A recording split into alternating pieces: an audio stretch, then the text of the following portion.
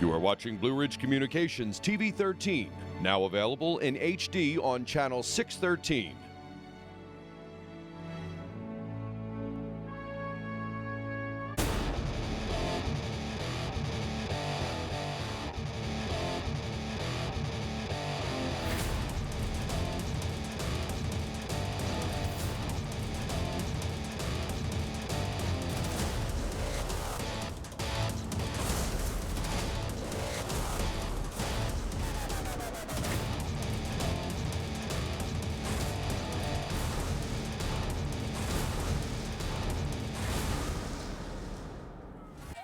While there is no hint of fall in the air on this balmy late summer evening, we're expecting a great matchup on the high school football field as traditional powers Argyl area and Palmerton are getting set for a key Colonial League battle. All the action is next on Blue Ridge Communications TV 13.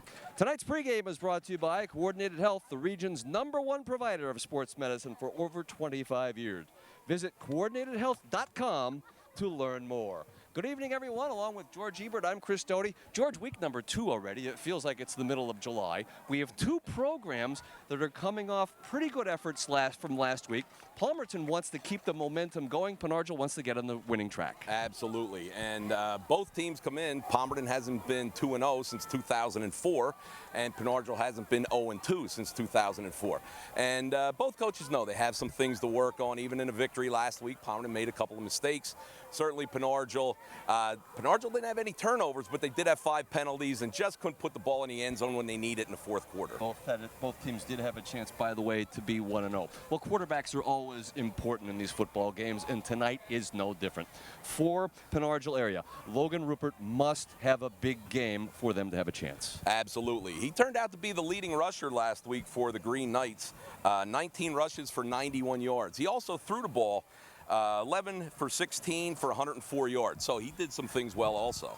Offensively and defensively for the Green Knights, Alex Bartleson has to come up big and begin to control that line of scrimmage for Argyl. Yeah, he's just a beast out there. In fact, against Northern Lehigh, the first defensive series, he came in, blocked the punt, which led to Argyl's first touchdown. So the Bombers are going to have to keep him in check.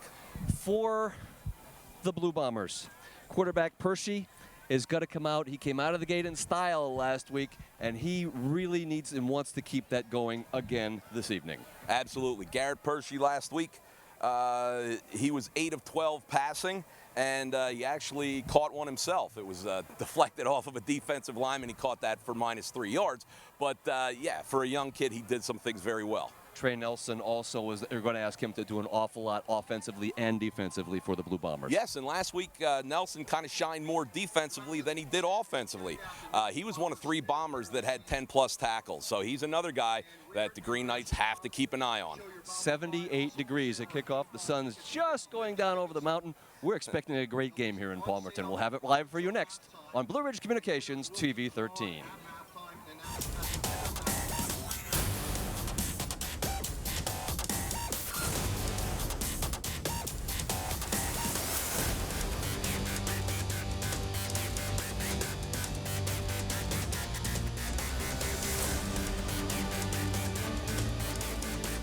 Something that is often overlooked for a garage door and a garage door opener is routine maintenance. Some of the things that you should look at include the rollers, the hinges, the pulleys, the cables, and the springs. If the garage door opener will not open the door, you probably have a broken spring. Another issue we deal with is the reversing of the garage door. The safety eyes on the bottom of the door have been misaligned, or there could be dust, dirt blocking the eyes. Clean the eyes and you should have no problems with the door opening. If you're having a problem, please feel free to give us a call here at Palmerton Garage Doors Incorporated. Welcome to Rentschler Chrysler Jeep Dodge Ram. And Rentschler Chevrolet. I'm here to tell you about the best built truck, the Chevy Silverado. Hey, don't forget about Ram trucks and the highest towing capacity. Well, what about great gas mileage? Chevy Cruze with over 40 miles per gallon. Take a look at the stylish Dart and 36 miles per gallon. Gentlemen, can you agree on anything? Sure. No matter what you're looking for, Rentschler has it. We're minutes away in Slatington. Stop in today. Quality is getting you back to your active lifestyle. It's state-of-the-art surgical equipment on your side. Quality is knowing you're receiving some of the best health care in Pennsylvania. At Blue Mountain Health System, we understand what it takes to make you better. Our hospitals have received quality awards and accolades from numerous organizations for over the past 2 years. So while we're not the biggest, we just do it better. And that's what quality is all about at Blue Mountain Health System. Naden Hutton and Palmerton Hospitals of Blue Mountain Health System. Just better. Sometimes you cherish quiet moments. Other times you feel like living out loud. At Ken & Company Aveda Salon Spa, all you have to do is crave self-expression. We do the rest. From cut to color to styling, turning how you feel into how you look. Isn't it time you tried something new? Your vibe suddenly is more alive. Visit us soon. Ken & Company Aveda Salon Spa, Main Street in Stroudsburg.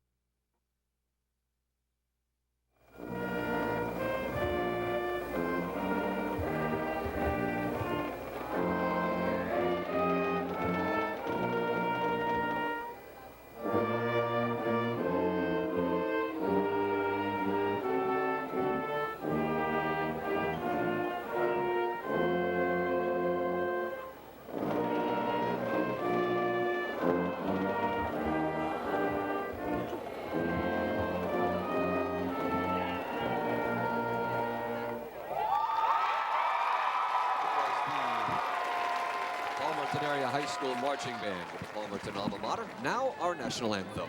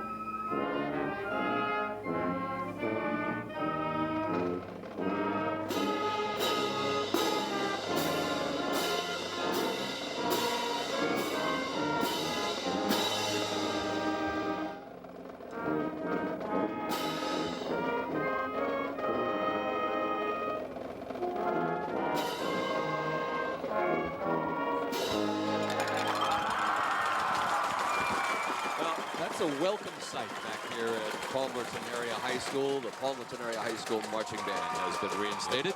Absolutely. Great for the community. Hey, tonight's starting lineups are brought to you by Rentschler Chevrolet, Chrysler, Jeep, Dodge, Ram. No matter what you're looking for, Rentschler has it on Route 873 in Slatington. Argyl won the toss and elected to defer its option to the second half, so we're going to see the Palmerton Blue Bomber offense first. And this is how they're going to line up. Garrett Hershey and Ryan Silvius will be in the backfield. Check that this is Argyl's offense, rather. We're going to see Palmerton on offense first. Alex Bartleson, Chris Muller, James Klinger, and Logan Sterner will be the primary four handling the ball.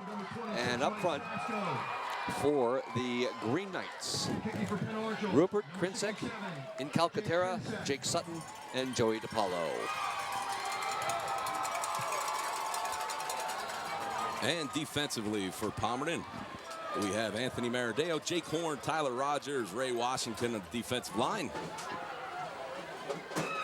Linebackers is a good crew: Isaac George, Trey Nelson, Jared Mooney. And Dominic Chavone, Sean Doherty, Jerry Pereira, Nick Sanders rounds out the defense.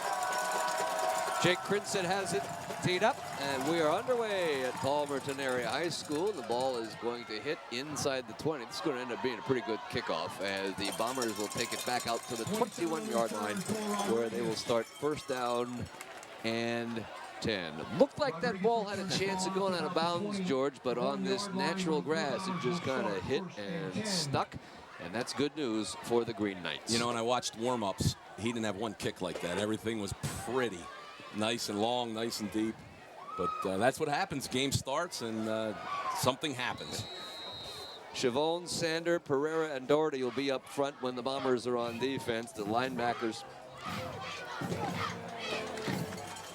Hershey, Nelson, and Pereira in the offense. First down and 10. This is Garrett Hershey in the shotgun, and he's going to keep it, fake the speed, switch. He's got some running room. First down out to the 37-yard line. Garrett Hershey bellied it, kept it.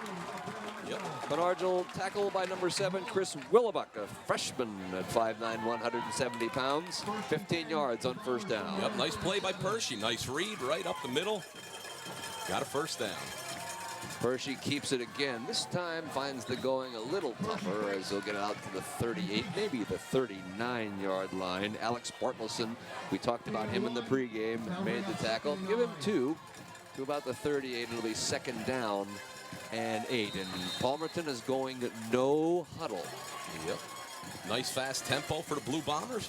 Hershey to the sideline, incomplete. Went through the hands of number 81, Dominic Chavone, incomplete. Third down and 8. I'll tell you what, even though it was an incomplete pass, I like what the Bombers are doing, trying to keep the Green Knights off balance here. Doing a nice job.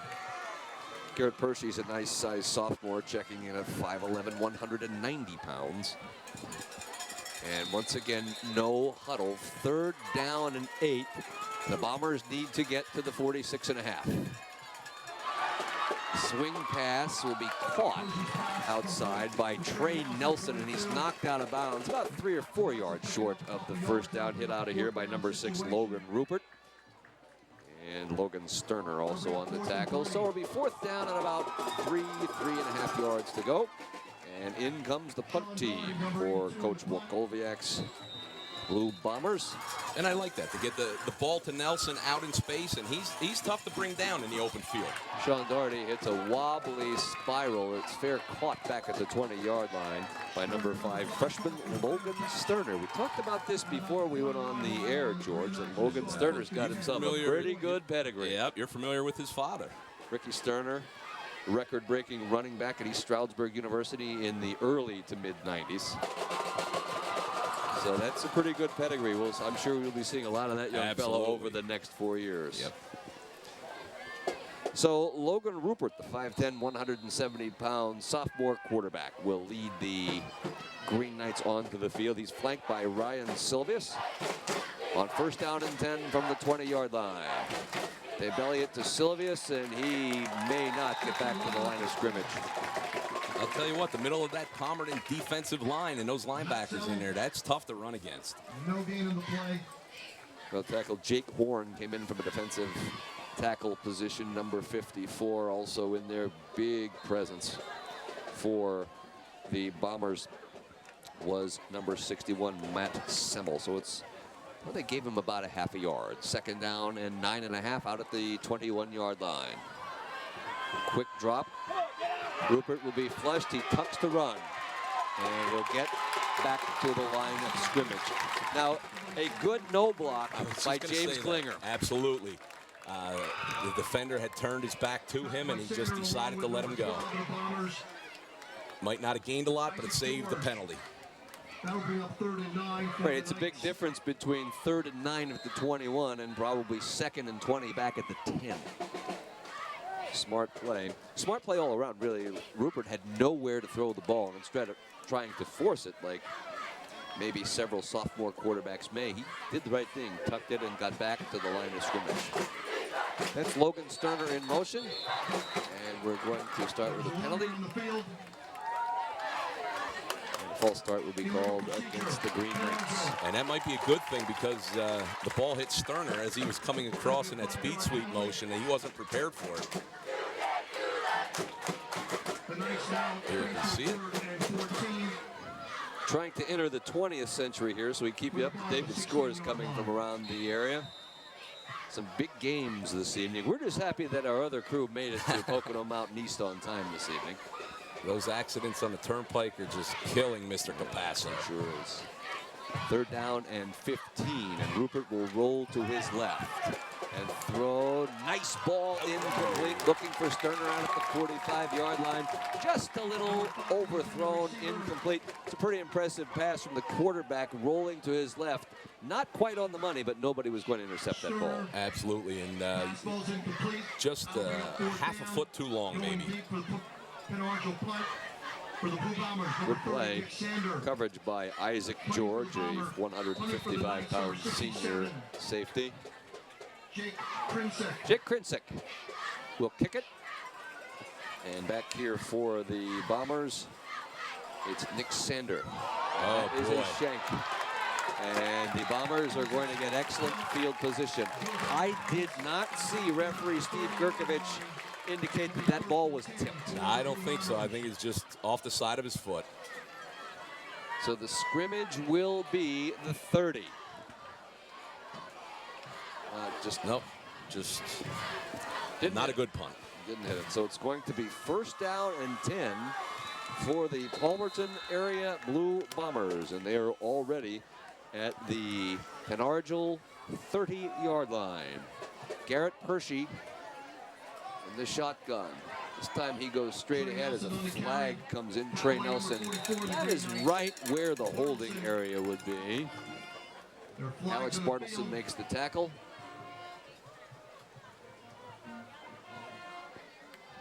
And we'll see what Steve Gerkovich has to say. It's going to be a hold against Palmerton. So what it'll get now is 1st down and 20 back at the 40.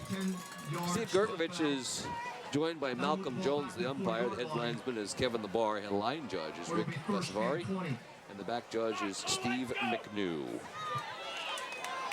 So break for the Green Knights. Push the Bombers back to the 40-yard line. And there's a quick curl, but incomplete. Pass was thrown very, very quickly for Mike Stetsko. It's incomplete, 2nd down and 20. Well, they're coming out slinging with these young quarterbacks. Both offenses, and you would know this better than I, look to be pretty much with the same scheme. Yes. Yep, the wide open sets, and going to mix the run in with the pass a little bit. I know Vinny Andrews calling the plays for the Green Knights. Vinny, a Lehighton guy, and got some experience coaching at Nazareth. And there's a little tunnel screen. Bubble screen that's going to be complete. And the play is going to go pretty well to Sean Doherty as he'll get back to about the 31. Pretty good contained by the Green Knights to keep him to a 9-yard gain. It'll be 3rd down and 11. With the ball on the 31-yard line. And if you do that properly, which they did, it's hard to stop. So it's 3rd and 11. My guess is if there's no loss on this play, it's 2 chances to make 11 yards. Yes. Play action. Pulled down. Good defense. Bartleson is not going to get a chance to get it on the scorebook for a tackle, but Krinsick finished him off, and so did number 33, Mark Gentile, the senior defensive tackle. Yeah, but as you said, Bartleson was there in the beginning, kind of slowed him down a little bit. Ball spotted about the 33-yard line. It's almost what we would call a coverage sack. Yes. Because Garrett Percy looked up, saw nobody. It was only a 4-man rush. And the Bombers are going to go for it. Percy looks both sides. Going to go to the end zone. This will be overthrown. Incomplete. Looking on the near sideline for Mike Stetsko. But coverage provided by number 6, Logan Rupert. And it's incomplete.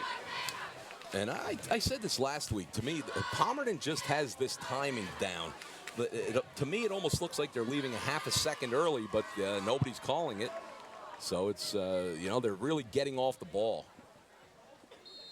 So second opportunity for the Green Knights here. Let's see if they can do a little more of this series. You don't hear this very often. Off of the turnover, they gain 12 yards, and they're out to the 32-yard line. First bullet is dodged. Rupert is in the pistol, keeps it, play fake. This is going to be a nice gainer and a 1st down for Logan Rupert as he gets out to the 44-yard line before he's knocked down by number 26, Mike Stasko. And a nice block on the outside by number 2, Chris Mueller. Did a real nice job, and here you can see it right there. Allows him to get that first down. Defenders bought the fake to running back Ryan Silvius. Shotgun again, two-step drop. Ball over the middle. This is Bartleson who takes it, lowers his shoulder, and he'll have about 8 yards on the Palmerton side of the field to the 48-yard line before he is dragged down by Sean Doherty. If you can get that quick curl, if you can get the ball out of the quarterback's hand quickly, it's hard to defend. And when you do it all the time, it makes it look like it's just so easy. But it's right. It's just tough for the defender. The Bartleson also is a pretty big target. Yeah, he's a beast. He's 6'4", 220 pounds. Good blocker, straight ahead this time. It's going to be a first down for the Green Knights as Ryan Silvius takes it to the 42. Tackled by a squadron of Blue Bomber defenders. So it's first down and 10 for the Argyl area Green Knights as they are on a nice move now. Yes. They've advanced it from their own 32 to the Palmerton 42 with about 7 to go here in the first quarter. Chris Doty, George Ebert, the entire Blue Ridge Communications TV 13 team. Palmerton Area High School. Shotgun for Rupert. It's going to be a straight run, and Rupert picks his way to about the 39-yard line. Very deliberate run. Yep. Tackled by Jake Horn, the 5'7", 180-pound senior. Yep, there you can see that was quarterback smash, quarterback blast all the way. And that's all you need. 3.4 yards every play, and you're in business. Tyler Rogers also in on that play. So it's 2nd and 7. Here comes a slot. Timing just didn't look right for the Green Knights, and I can tell you that it's good that that ball was tipped at the line of scrimmage, because coming up to make a play on that ball and having pick 6 in his windshield was Dominic Schiavone. Watch number 81 right there. That ball's not tipped on the way, George. We might have a 6-0 score right now. Yep, absolutely. And as you said, it just didn't look right. The receivers over here on the side closest to us were kind of looking. They weren't really ready to go when the ball was snapped. So miscommunication somewhere. 3rd and 7 from the 39. Rupert, with time, is going to go deep. He is looking in the corner, incomplete, and the flag's coming out. He was looking for Chris Muller, the senior wide receiver, and he got tangled up down there with number 81, Dominic Schiavone, and I think we're going to get pass interference. Yep, and good call. There was absolutely contact there. Maybe we have that replay. Get a look here at Steve Gurkovich. I think what happened there, George, is the defender never turned around and looked at the ball. Yes. And the receiver stops to adjust, and the defender just runs into him. So, as we know in high school, not a spot foul. Be 15 yards from the previous spot and an automatic first down. So the ball's at the 24-yard line. So first down and 10 for Argyl area. Have to be honest with you, after being up here around 6 o'clock, I'm not sad to see that sun bouncing down over the I was just thinking to myself, 2 things. Number 1 is, yes, it does feel much better.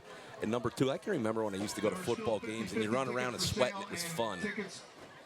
Not anymore. I think we were spoiled last week, because last week in week 1 it was actually very comfortable for the kids, and this week it's just brutally warm and humid.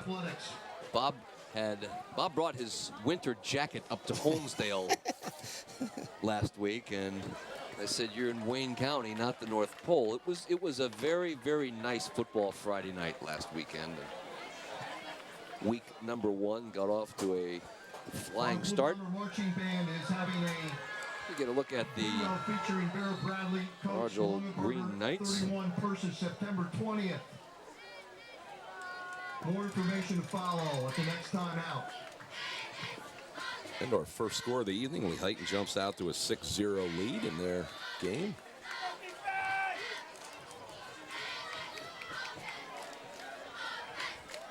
Sylvia's the ball carrier. 54 on the tackle. Straight ahead. Go to Sylvia's. Gain of a yard that time, just crashing the middle. And the ball second at about down the 23-yard and line. Games like this where you have the wideouts, if you can run the ball between the tackles, because both teams are splitting 3 out. Yes.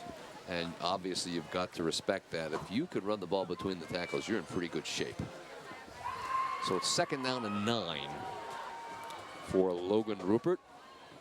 Good snap. Looking. Post pattern. Touchdown. I'll tell you what, a very nicely thrown ball and a nice catch. That's Chris Wallabick, a freshman wideout, 5'9", 170-pounder. He's got his first touchdown in his Argyl area career. So 24 yards on 2nd down and 9, and the Green Knights are on the board. Good pitch, good catch. This is Jake Krinsick, who is going to try to put point number 7 on the board for the Green Knights. And he is right down the middle. So the Green Knights take the over on downs. They take it 68 yards and have this evening's first touchdown on the Palmerton Garage Doors scoreboard with 5:20 to go in the first quarter. It's Argyl area 7. Palmerton nothing.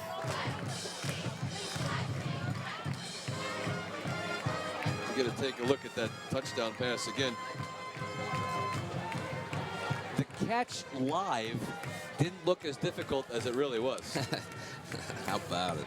And give Chris Wallabick a lot of credit for going up and pulling that one down. Once again, just a half a step behind the coverage, but the ball is placed where the only person who's going to catch it is the offensive player. Yes.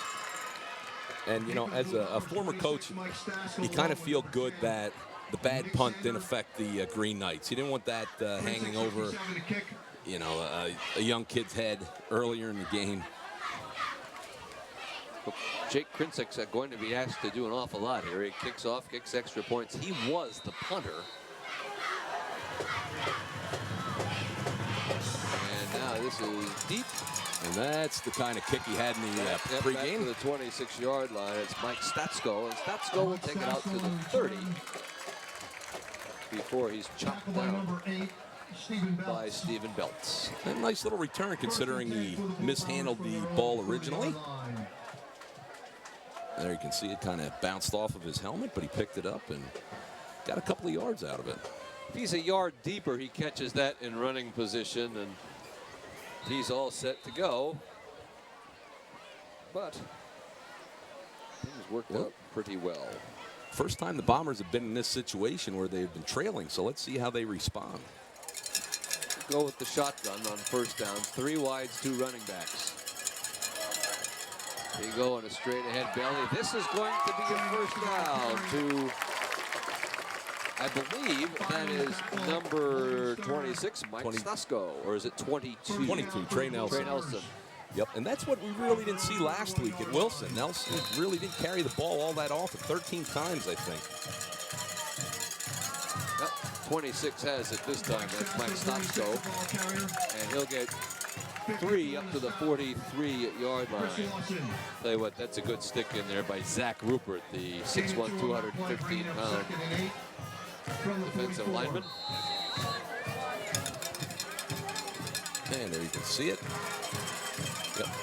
Green Knights doing a nice job of closing down that hole. Both teams starting to substitute. Maybe the warm weather getting to some of the kids. Good time pulling the ball down, trying to get outside, not going to get there. Garrett Hershey wanted to get rid of it, couldn't. Yep. As you said before, there was just nobody open. Another coverage sack. Jake Krinsick was going to get the credit for the sack. It's more like a coverage sack. There's just nobody open. And it looks, George, like pretty much Argyl is playing man-to-man in the defense. They're showing that deep 3 deep zone. But it looks like somehow they shift over to man coverage. Take a look at that. It looked like they were chasing underneath last time. 3rd and 12. Hershey, down he goes again. And now Way back, and it's number 75, Owen Miller, the 6'3", 280-pound junior. Yep, they're just teeing off on him now. Here you can see it. Pressure up inside. Boom. I'll check that. That is number 75, Jake Sutton, on that tackle. 229-pound senior. Yep. Not the series the Blue Bombers won it. It's not. Punt formation. End over end. That ball is going to hit about the 38-yard line and die at the 30. Doherty's punt is down. So not a bad punt by Sean Doherty. And I'm guessing that the Penargil staff is going to have a little talk with Logan Sterner and say, you catch that ball, we get it at 40. Yep. But you've got a 14 or 15-year-old young man back there. Yep. But you say the same thing all the time. The average punt rolls 13 yards. Right. 3:14 to go in this opening quarter. 7-0 Penargil, and the Green Knights will have the ball for the 3rd time in this quarter. They'll have it back at the 30-yard line. Let's see if the Bombers can respond defensively, and they do. Logan Rupert gives it to Ryan Silvius, and Silvius is going to lose a yard, maybe 2, back to the 28-yard line. Well, the Bombers have been pretty stout in between the tackles, which is a good thing. Yes, they have. Now you're looking at Anthony Meritario at 225 pounds, Jake Horn at 180, and the ends are Rogers and Washington at 200 and 230 pounds. So that's a nice size line. 2nd down and 11. Logan Rupert, 3 steps, looking, pulls it down, nowhere to go. Yep. And that was good coverage by the Palmerton secondary. They have essentially, when you look in the secondary, you see 3 white shirts and 4 blue shirts. And sometimes that doesn't work out very well. You have the deep safety. That means that your corners are covering very, very well. And that's exactly what happened. Probably 3 or 4 times we've seen coverage sacks already. Yep. And a good play by the quarterback. You don't want to force the ball in there. So 3rd and 11 at the 29. Obviously, the Green Knights need the Blue Bomber 40 for a 1st down. Rupert, 2 steps, incomplete. Probably not such a bad thing that that ball was a little bit short, because coming up to make a play was Dominic Schiavone. Yeah, and he was ready to lay the wood on him. The intended receiver. And just getting up a little bit slowly is Chris Wolovic. Nicely designed play. Quarterback looks to the right, throws back to the left, but just not a good ball. George, he's holding his left hamstring as he's going off the field, too. And that's not good news for the Green Knights. Right, and there was really no contact on that play. I wonder if he just twisted around. Well, hopefully it's just a cramp. Jake Krinsek, good snap. Good high, wobbly spiral back to the 39-yard line. Certainly returnable. Look out. Here comes number 30, and that is Nick Sander, and a good open field tackle by number 29, Adam Heisler. So it's 1st down for the Bombers at the 48-yard line. And there you can see Sander. He fields that ball cleanly. He returned 179 yards last week, so he's a threat back there. Good open field tackle by the Green Knights. So it's 1st down and 10 at the 48-yard line with 1:35 to go in the 1st quarter. The Bombers with the ball down 7, going toward the scoreboard end of the stadium here at Palmerton Area High School. Garrett Hershey. Pistol, quick throw, caught, and breaking away to the 39-yard line goes number 12, Isaac George. And I'm finally seeing what you mean by it. Looks like they're leaving a little quick on the outside. Yes. Yep. And there's a nice little throw, nice catch, and he's 1 man away from breaking it. Logan Rupert with the tackle, first down at the 39. This is Garrett Hershey, throws incomplete over the head of number 27, Cole Rodriguez. Cole's a 5'9", 180-pound junior. So it's second down and 10. Now, I had the pleasure of having the Bombers last week at Wilson, and I can see a difference. I can see a difference in the confidence that Hershey has just from week 1, where he had some success. So that's good to see. That's Isaac George in motion. Instead, they'll go straight ahead to Trey Nelson, and Nelson does not make it back to the line of scrimmage thanks to Jake Sutton, the 6'1", 229-pound junior defensive tackle. I think the snap's just slow. I think that's what it is. That it seems like everybody else is just getting off a little quickly. So third down and 11.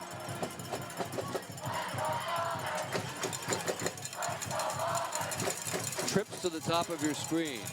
Quickly out there, Garrett Hershey throws it to number 82, Sean Doherty. And that's a pretty good gainer to the 34-yard line, where it's now fourth down and very manageable. It'll be fourth and about 4. Yep, absolutely. Did a nice job with that little tunnel screen again. And as you said, it makes it a lot easier. There you can see it. The receiver steps in. You get some blockers downfield. They did a nice job. Nice quick fill by the Argyl linebackers. And unless you have a very athletic defensive end out there in your passing lane, your defender, now the defender moved up a lot closer this time, George. He gave him 12 yards last time. Now he's giving him about 3. 4th and 4. I think the Bombers are just going to let the quarter run out, and that's what they do. So we played 12 minutes of high school football here at Palmerton Area High School. It's been pretty good, pretty fast paced. 7-0 on the Palmerton Garage Door scoreboard. And Argyl leads Palmerton.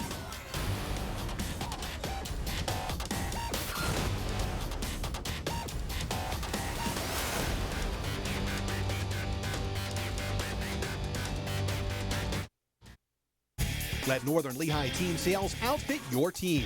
Our embroidery and silk screeners will customize your order with high quality and affordable clothing in all sizes. At Northern Lehigh Team Sales, our goal is complete customer satisfaction. We carry the latest performance wear options and accessories, including Under Armour apparel. Check out our extensive clothing line for your team on the field or in the business community. Visit NorthernLehighTeamSales.com and show your team spirit.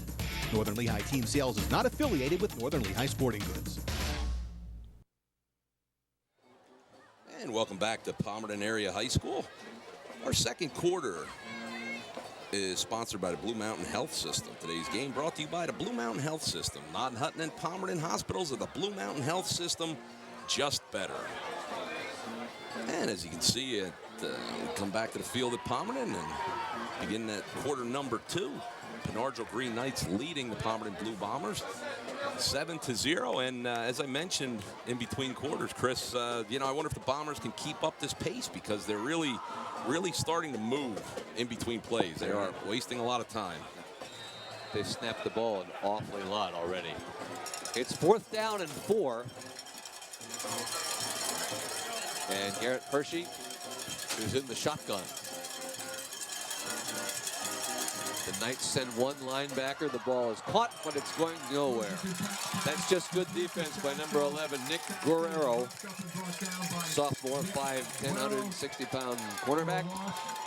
And it's just a loss, and now the Green Knights will take over 1st down and 10. Yep, and Mike Statsko didn't catch that ball cleanly, and while he's trying to bring the ball in, the Green Knights are closing in on him.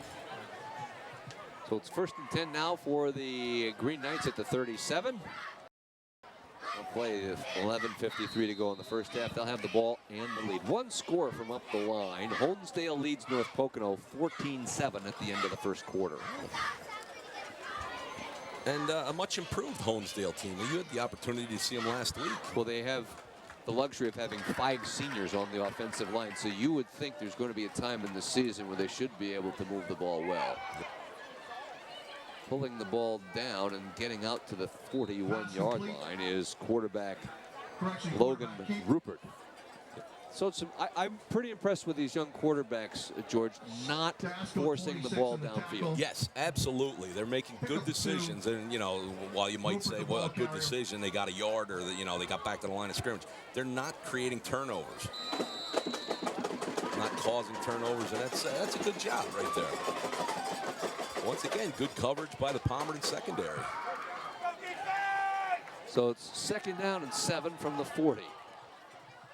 This is Rupert, goes up the gut. This is going to be a 1st down. Ryan Silvius carries people all the way to the Palmerton 49-yard line. I'll tell you, I think he had 4 Blue Bombers hanging on him as he was crossing the 1st down marker.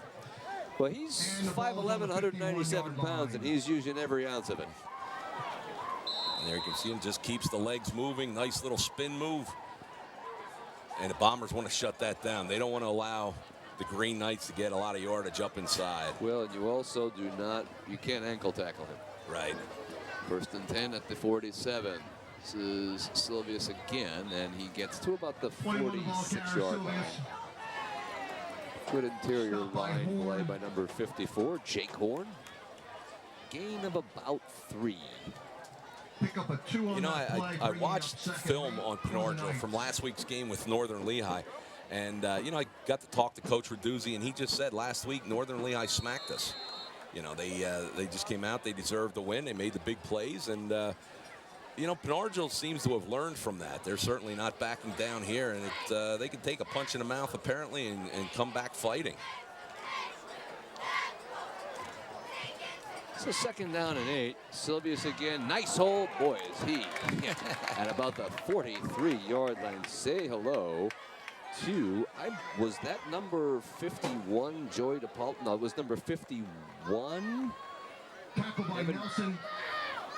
Is it Trey Nelson? Hard to see what number that was. But watch Silvius lowers his head. Hello. It was a decleater.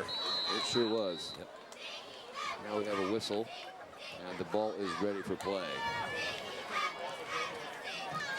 So the hit was made by Evan Taintor.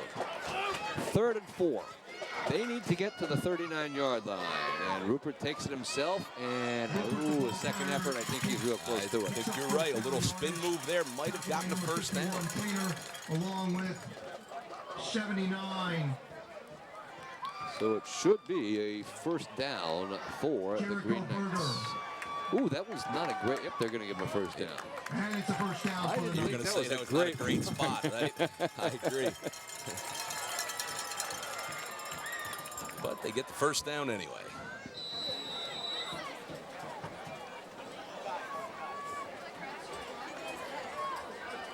So the Green Knights more meticulous, taking their time in the huddle, as opposed to the Blue Bombers, who are just, you know, go, go, go. 1st and 10 at the 39-yard line.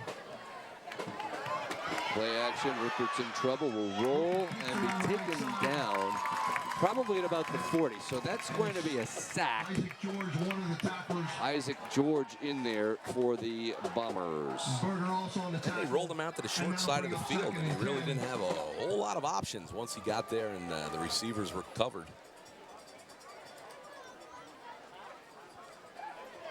East Stroudsburg North leads Deera 14-0 in this 2nd quarter.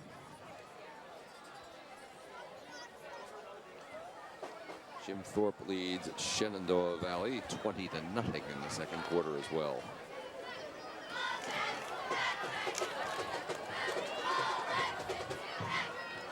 So 2nd and 10, once again, nothing lost, really. This time Rupert's going to take it himself, get inside the 35, spin down to the 32. That's a good, tough run from the sophomore quarterback, who now has put the Green Knights in really good shape.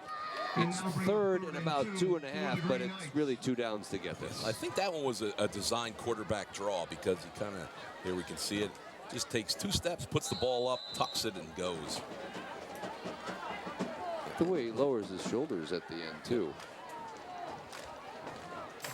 So 3rd and about 2. The Green Knights get the 29, they get a 1st down. Silvius isn't going to get there. Good second effort might get him to the 30. but he looks up and sees George, along with Tainer. Isaac George, linebacker. One, and that'll bring up and that's tough to run in that middle. I think I mentioned this before. Last week, Palmerton had 3 kids with 10+ tackles. So that's a busy day. And most of them were up inside, just like that. They're just all bunched in there between the tackles. Well, this might be a little less than a yard. And I think the Green Knights are just going to hold off and wait till the hand comes up by the official in the back of the 5-second, call timeout and get this going. And that's what they do. Timeout. The timeout comes with 6:24 to go in the first half. And the Palmerton band parents. Argyl area Green Knights leading Palmerton 7-0. Saturday, September 20th at the Sokol Hall on Lehigh Avenue. Doors open at 12 Really nice facility here, George. I like what they've done. The bleachers with a good high pitch, easy to see. Yes. Of course, for those of us who are approaching senior citizendom, the elevator might be nice to get up. Dude, I was white walking up the bleachers. There you can see a nice shot of the crowd in your top left. That's the student section from Palmerton, and they do a nice job. They sure do. And right after the national anthem and the opening kickoff, their tradition is to throw baby powder, which now is all over our stuff. Yep. And the way I was sweating was like I was being tarred and feathered. Looking for more scores up the line. We don't have any right now, but it is 7-0 here. And Jim Thorpe leading Shenandoah Valley. East Stroudsburg North continuing to lead Deer 14-0, and North Pocono still with a 14-7 lead. I'm sorry, Honesdale with a 14-7 lead on North Pocono. 4th down, quarterback keep. And if they get the spot on the near side official, it should be a first down. Yep. And it was close. The pile started to push sideways instead of forward. Ryan Silvius kind of helped the cause by pushing his quarterback upfield a little bit. Stop by the interior of the. And I think they're going to measure. Blue Bomber line. Bring out the sticks. Officials timeout for a measurement. This would be a big stop for the Bombers. Huge. Huge stop for the Bombers. Each team, of course, was saying, made it, didn't make it, stretch the chains, and it looks like it is first down. First down, Penarville. All right, so the Lehigh Indians have stretched their lead over Minersville to 20-0. Indians headed to 2-0 this season. Big game next week against North Schuylkill. Actually, the Indians are going to have a brutal stretch. North Schuylkill, Blue Mountain, Governor Mifflin, and Marion. We have a score into the first quarter. Tough row to hoe for the Indians, but they can do it. Governor Mifflin would be a non-league 4A, always good school. Right. Yes. First and 10. Now we have a official timeout, or they call it timeout against Argyl. So 6:12 to go in this opening half. It still remains 7-0. Now, one thing that I failed to mention, George, remember, Argyl took over the ball after stopping Palmerton on the first play of the second quarter. So after this play, they will have run 6 minutes off the clock in the second quarter. And I believe the biggest play on this drive was that 11-yard run. Yes. And as I mentioned, they're in no hurry. They're, as you said, just eating up clock and gaining some yardage. And basically, that's the best way to combat the no-huddle offense. Keep their defense on the field. Absolutely. And on a night like this, the offense really has the advantage. And the defense on their heels right now.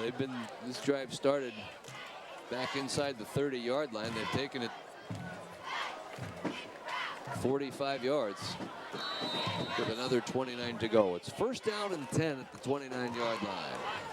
Rupert is going in the end zone. Didn't quite put enough air under it. He's looking for Chris Willoughby, the freshman wide receiver. correction. Now, Wilbeck is listed in the program as a quarterback, so you just wonder if there is some time in this season where you might see him make a throw. I saw last week where Northern Lehigh opened up the game against Penarza with a double pass, and the receiver was wide open, but they just overthrew him. So 2nd down and 10. Rupert with the snap, keeps it, goes to the right, has some running room around the corner, and is pushed out of bounds down at the 6-yard line. Nice fake. You know, Rupert did a nice job of keeping the ball in there, pulling it out at the last second. He fooled some defenders. It's a 22-yard gain to the 7, 1st and goal. Well, that's the case where the defensive end saw that the running back didn't have the ball and pretty much was frozen. Yes.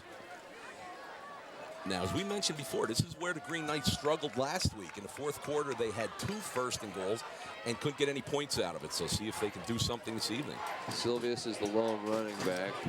Rupert keeps it to the right and gets about to the 5-yard line for a gain of 2. Blue Bomber defenders. Short gain to play. Well, tight end Alex Bartleson is 6'4". So if you're going to play jump ball somewhere in the end zone, I'm guessing it's going to go to number 44. Yes, I would think so. We have an injured Bomber on the field. The helmet is off. We'll be able to see here in a minute, George, whether or not they lift that leg and press it down like it's a cramp. And hopefully that's all it is. Especially with the big eaters. They have a tendency to cramp up a little easier than some of the skinny kids. Well, the temperature has gone down about 79 degrees at kickoff. Now the sun has gone down, but the humidity has stayed. Yes. And you can see, if we had a higher level camera, there is a look around the lights. There is a haze hanging. That I smell baby powder. It's all over the place. But yes, you're absolutely right. The humidity is brutal.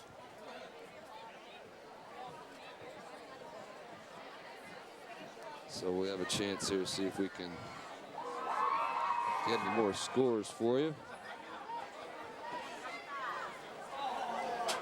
While we have a second, I'd just like to thank Donald Rarick, Tom Sangiuliano, and my nephew Jeff Ebert, who was actually at an Air Force base in Missouri, but they're texting in the Lehighton scores. So it's only a 3,000-mile text for a game that's up the street. Well, the injured Bomber was number 79, Jericho Berger. And hopefully he'll just be able to walk that off.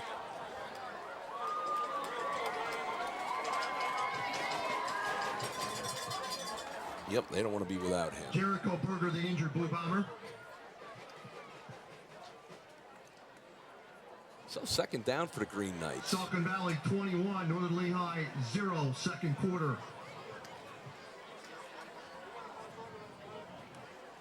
I don't know if the fans could hear that. 21-0. Bangor 0. Northwestern leads Bangor 20-0. Yep, 21-0. The Bulldogs are trailing Saucon Valley.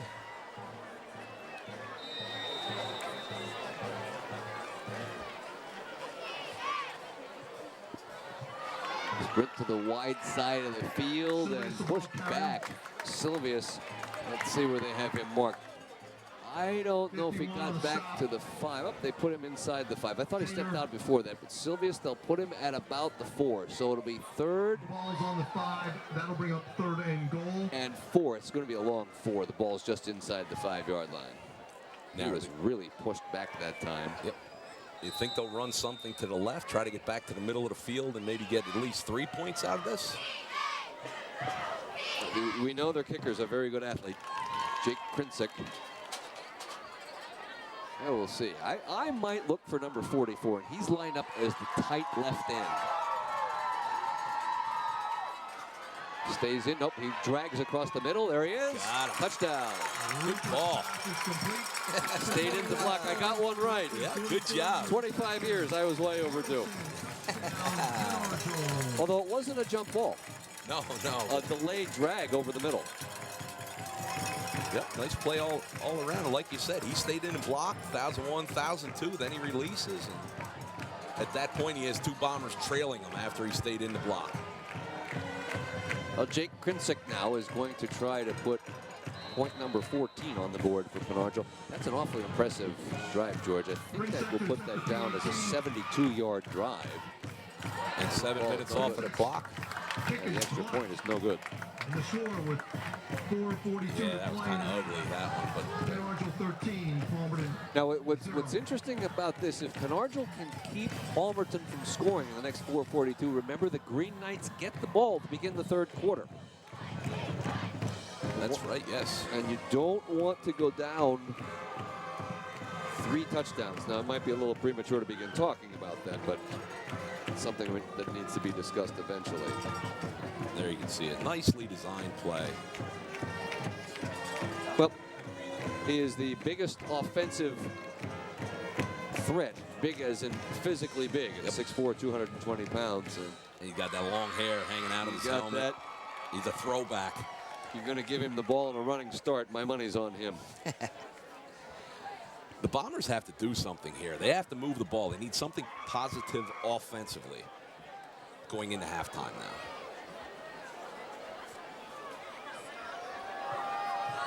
Krinsick to kick. Jake Krinsick will kick it.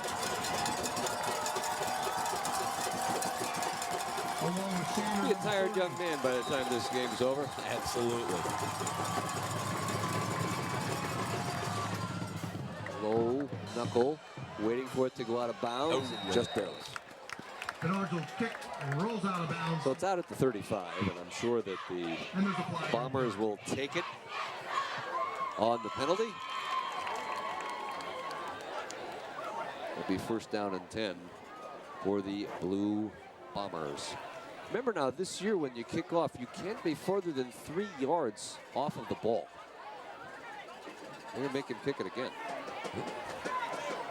Yes, that end you need, what, 4 on either, at least 4 on either side of the kicker.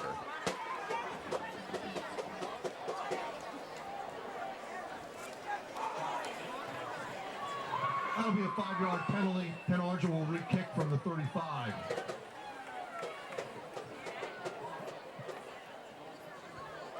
So they'll kick it back from the 35-yard line.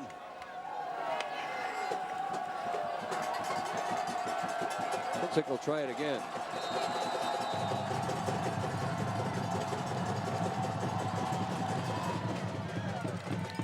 This one is going to be taken down by number 26, and that is Matt Stutsko. And he'll get out to the 42-yard line. So a good return. Yep, and a good job by the Bombers. They gained some yardage there, making them re-kick.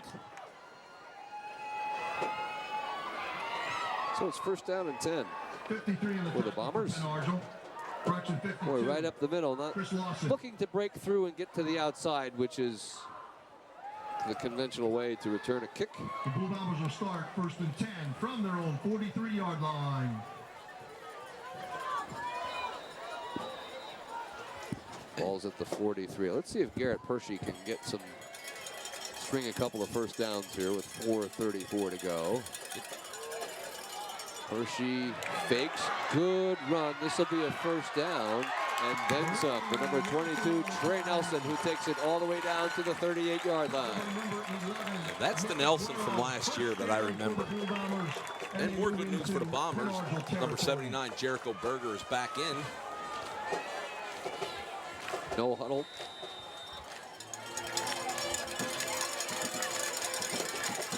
Same play, except this time they'll give it to Mike Stotsko, and he'll get up to about the 36-yard line for a gain of 3. 51 on the tackle for the Knights. Joey DePaulo. So it's second down and 7. 2 on that play. That'll bring up second and 8. Ball's on the 36-yard line. Ball's on the 36. We're now less than 4 minutes to go. You see the clock top of your screen. You go to Stotsko again. The ball carrier. Stotsko to about the 34, maybe the 33, where it'll be third and a short 5. And that'll bring up 3rd and 4 for the Blue Bombers. And the Lehighton Indians have extended their lead to 28-0 over Minersville. I'm sorry about that, Chris. Nothing fancy here. Nope, right up the gut. Is this a mandatory water break, or did somebody call timeout? They didn't signal yet, did they? Not so sure what happened. We saw the official timeout. You had Stotsko right there with the football. And I'm kind of strange that you would get a water break this close after the change of possession. Yes. I don't know. I didn't see a signal. Well, it's definitely advantage Penn Argyl. Yes. Palmerton was driving. Now the Green Knights get back onto the field on 3rd down and 4 for the Bombers. Garrett Hershey and Trey Nelson are in the backfield. The pistol formation. This is Stotsko in motion. Hershey keeps it, and he's going to get a first down to the 27-yard line. To the first down mark. So the Bombers just keeping Penn Argyl off balance here. Their play call. Nice job by whoever's calling the plays. Plenty of time left on the clock. 3 minutes and 20 seconds before the half. They're up on the line. The play is called. Garrett Hershey is in the pistol. He is going to give it to number 81, Dominic Schiavone. Turns the corner, and he is on the 1-yard line. Thought he was gone. Now we have a flag on the far side of the field back at the 23-yard line. Oh, no. The ball is at the 1. And a hold. A hold against the Blue Bombers. That'll be a 10-yard penalty from the spot of the foul. So this is a spot foul. The flag's at about the 23. This is going to cost him 10. 33-yard line. Watch Schiavone here. Boy, once he turns the corner, he's gone. I think I just saw just the slightest bit of white jersey being stretched away from a body. So that's going to nullify a very big gainer for the Blue Bombers. Let's see if you can see it. The hold's at the 23. Right there. Yep. Good call. Bombers now facing 1st and 17. First down and 17. They'll give it to Stotsko. Will try the left side. Ball's on the ground. The Green Knights have it. Wow. Boy, that is a momentum turner right there. Yep. First turnover. Solid tackle by number 2, senior Chris Muller, the 5'10", 160-pounder. And the Bombers turn it over deep in their own territory. Ay, ay, ay. And here you can see, going to be a nice gain to the outside here. 28-yard line. Gets a helmet right on the football. Absolutely. It's Chris Willebeck, who's had a very good first half. The freshman defensive back has a touchdown catch. Now has a caused fumble. Essentially, he put his face guard right on the football. Yes. And the Green Knights being very opportunistic. They get the penalty, and they cause a turnover right after.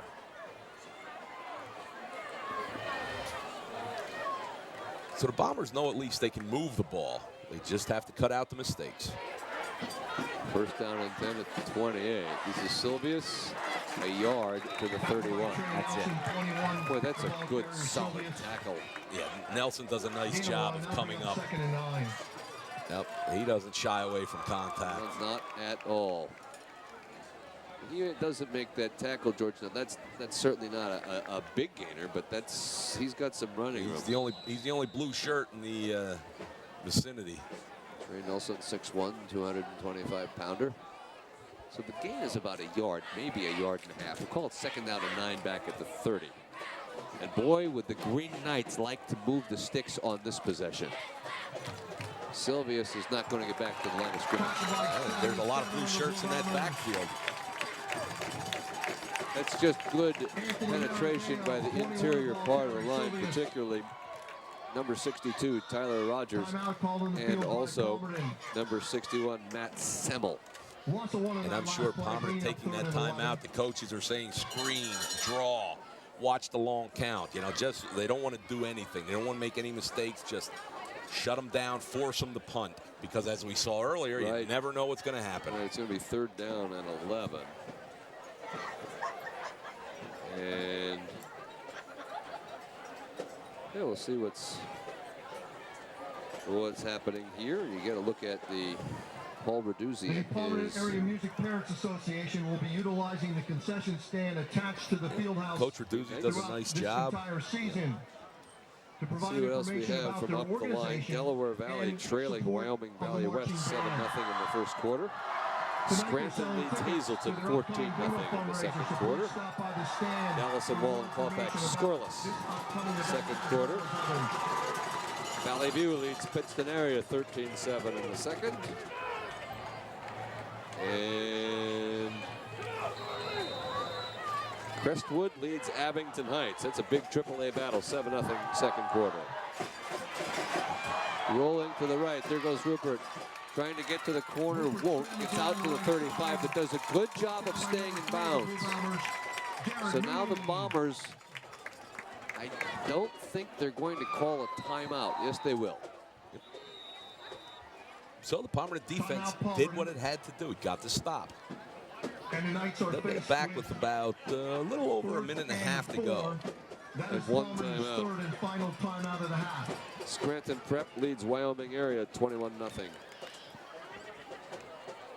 And that's what we have from our District 2 scoreboard. The big one there, George, is Delaware Valley trailing Wyoming Valley West 7-0. Kind of shocked me. I know it's early in the season, but in District 2, where there are not a lot of Quad A schools, that's a big game early on. Yes, it is.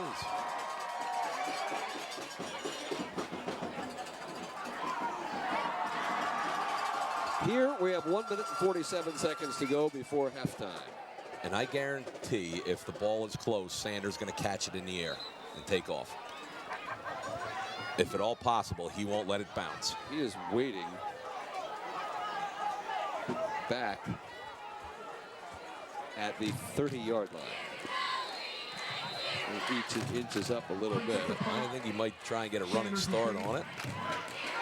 Ooh, some pressure up inside. This is a very returnable kick. He takes it at the 31, goes to his right. Good nice block. Sander to the Argyl 49. So 133, and he gets him across midfield. Great job. 49-yard line. Well, you could see that coming because we're so high. When he caught the ball, the nearest white jersey was about 15 yards away. And we both said the same thing. Nice block. Right there. Clean block. I believe the recipient was number 5, Logan Sterner, who ended up on the turf. So the Bombers are in really good shape now. 1st and 10 at the Green Knight 49. The clock will be an issue. They have 1 timeout and 93 seconds to get to the end zone.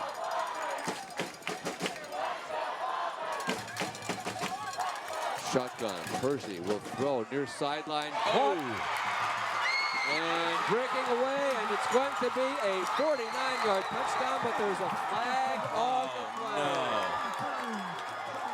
Sean Doherty scores from 49, and there is a flag back. I'll tell you what, that was one heck of an adjustment on the ball by Doherty. Ineligible receiver downfield.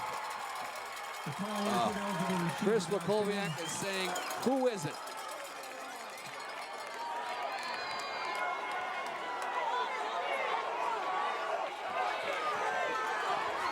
Here you can see the replay. Nice adjustment on the ball. Comes back, catches it. Nice little move, nice little spin, and off to the races. So this is going to cost the Bombers a touchdown.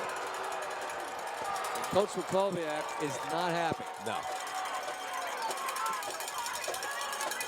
So an ineligible receiver downfield is a mere 5-yard penalty, but it wipes out a 49-yard touchdown. I don't know if we have another replay on that. I initially did not see anything.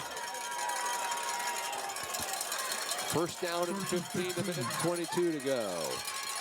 Percy looking. Down he goes, back at the 37-yard line. Another coverage sack. Uh-oh. And that's going to be unsportsmanlike.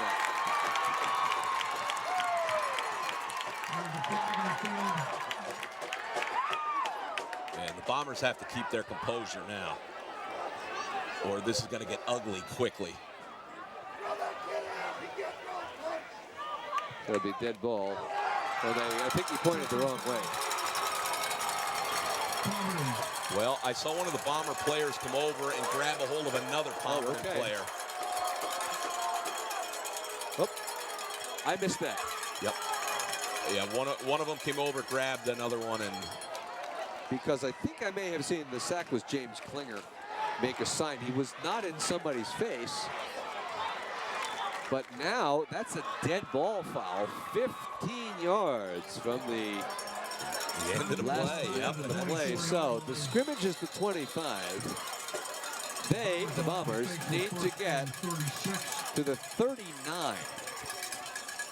36 yards on second down. Should be second down, by the way. It was a dead ball foul. Rupert will take it himself. Got a little bit of running room and get out to the 33-yard line. On top of him there is Joey DePaulo. Kind of surprised if this is third down, which I think it should be. They have second down on the chains. If it were third down, I think Argyl would have called timeout with a chance to get the ball back. It is third down. Pulling down is Percy. He's going to roll left, look, and spin away and go down back at the 29. Alex Bartleson. And that should just about do it, unless Argyl opts to make Palmerton punt. It does not look like that's what's going to happen. And for the first time, we've heard a lot of noise from the Argyl fans, and why not? That's the end of the first half as you watch Garrett Percy being knocked down. 24 minutes have gone by here at Palmerton Area High School. The score, what a way to end the first half. Argyl area on the Palmerton Garage Door scoreboard leads Palmerton 13-0 at halftime. The penalty bug has come out to bite the Blue Bombers. Yep, they're just killing themselves. We'll have some halftime talk and a marching band after this.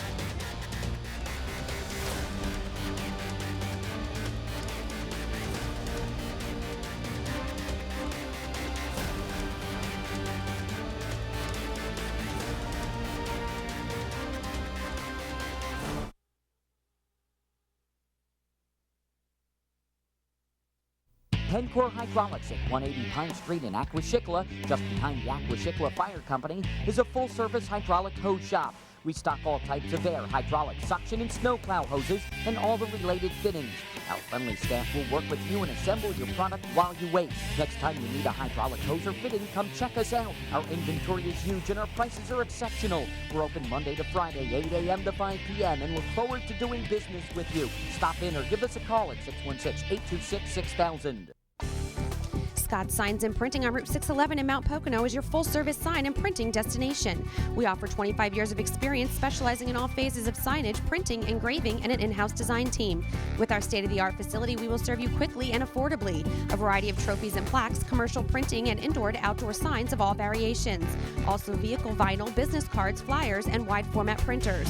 Visit Scott's now or call Monday through Friday, 9 a.m. to 5 p.m. at 570-839-5951. Plan your next Pocono getaway with a stay at Country Inn & Suites on Interchange Road in Lehighton. Enjoy one of our fabulous suites with a separate bedroom and living area. It's the perfect getaway for the entire family with an indoor pool and hot tub, as well as fitness center and complimentary hot breakfast every morning. You can even bring your family pet. Country Inn & Suites offers romantic getaway specials with whirlpool suites, candles, and flowers available. Plan your getaway now. Call Country Inn & Suites at 610-379-5066. At Mint Salon and Spa, our professional stylists are ready to help you rejuvenate your look. We offer the latest hairstyles, cuts, and colorings using only the best Redken products. The Chromatics hair coloring line gives you twice the strength and superior shine with absolutely no ammonia or unpleasant odor. Pamper yourself at Mint Salon with a relaxing manicure and pedicure. Our experienced staff will take care of you and make you look and feel revitalized. Call and schedule your appointment now. Mint Salon and Spa, 531 North Street in Jim Thorpe. Our halftime entertainment this evening is brought to you by Carbon County Music and More, your one-stop source for all things musical at 115 South 2nd Street in Lehighton. With everything from instruments and sheet music to strings and accessories, it's a small-town music store with big savings. Halftime score is Argyl area 13, Palmerton area nothing. And there was, even though there were 2 touchdowns in this half, there was nothing short of a furious last 3 minutes to end the first half. We're looking forward to the second half of this football game. What we're going to do is compile some stats for you. And once we do that, maybe do a couple of highlights and take a break and come back with the third quarter.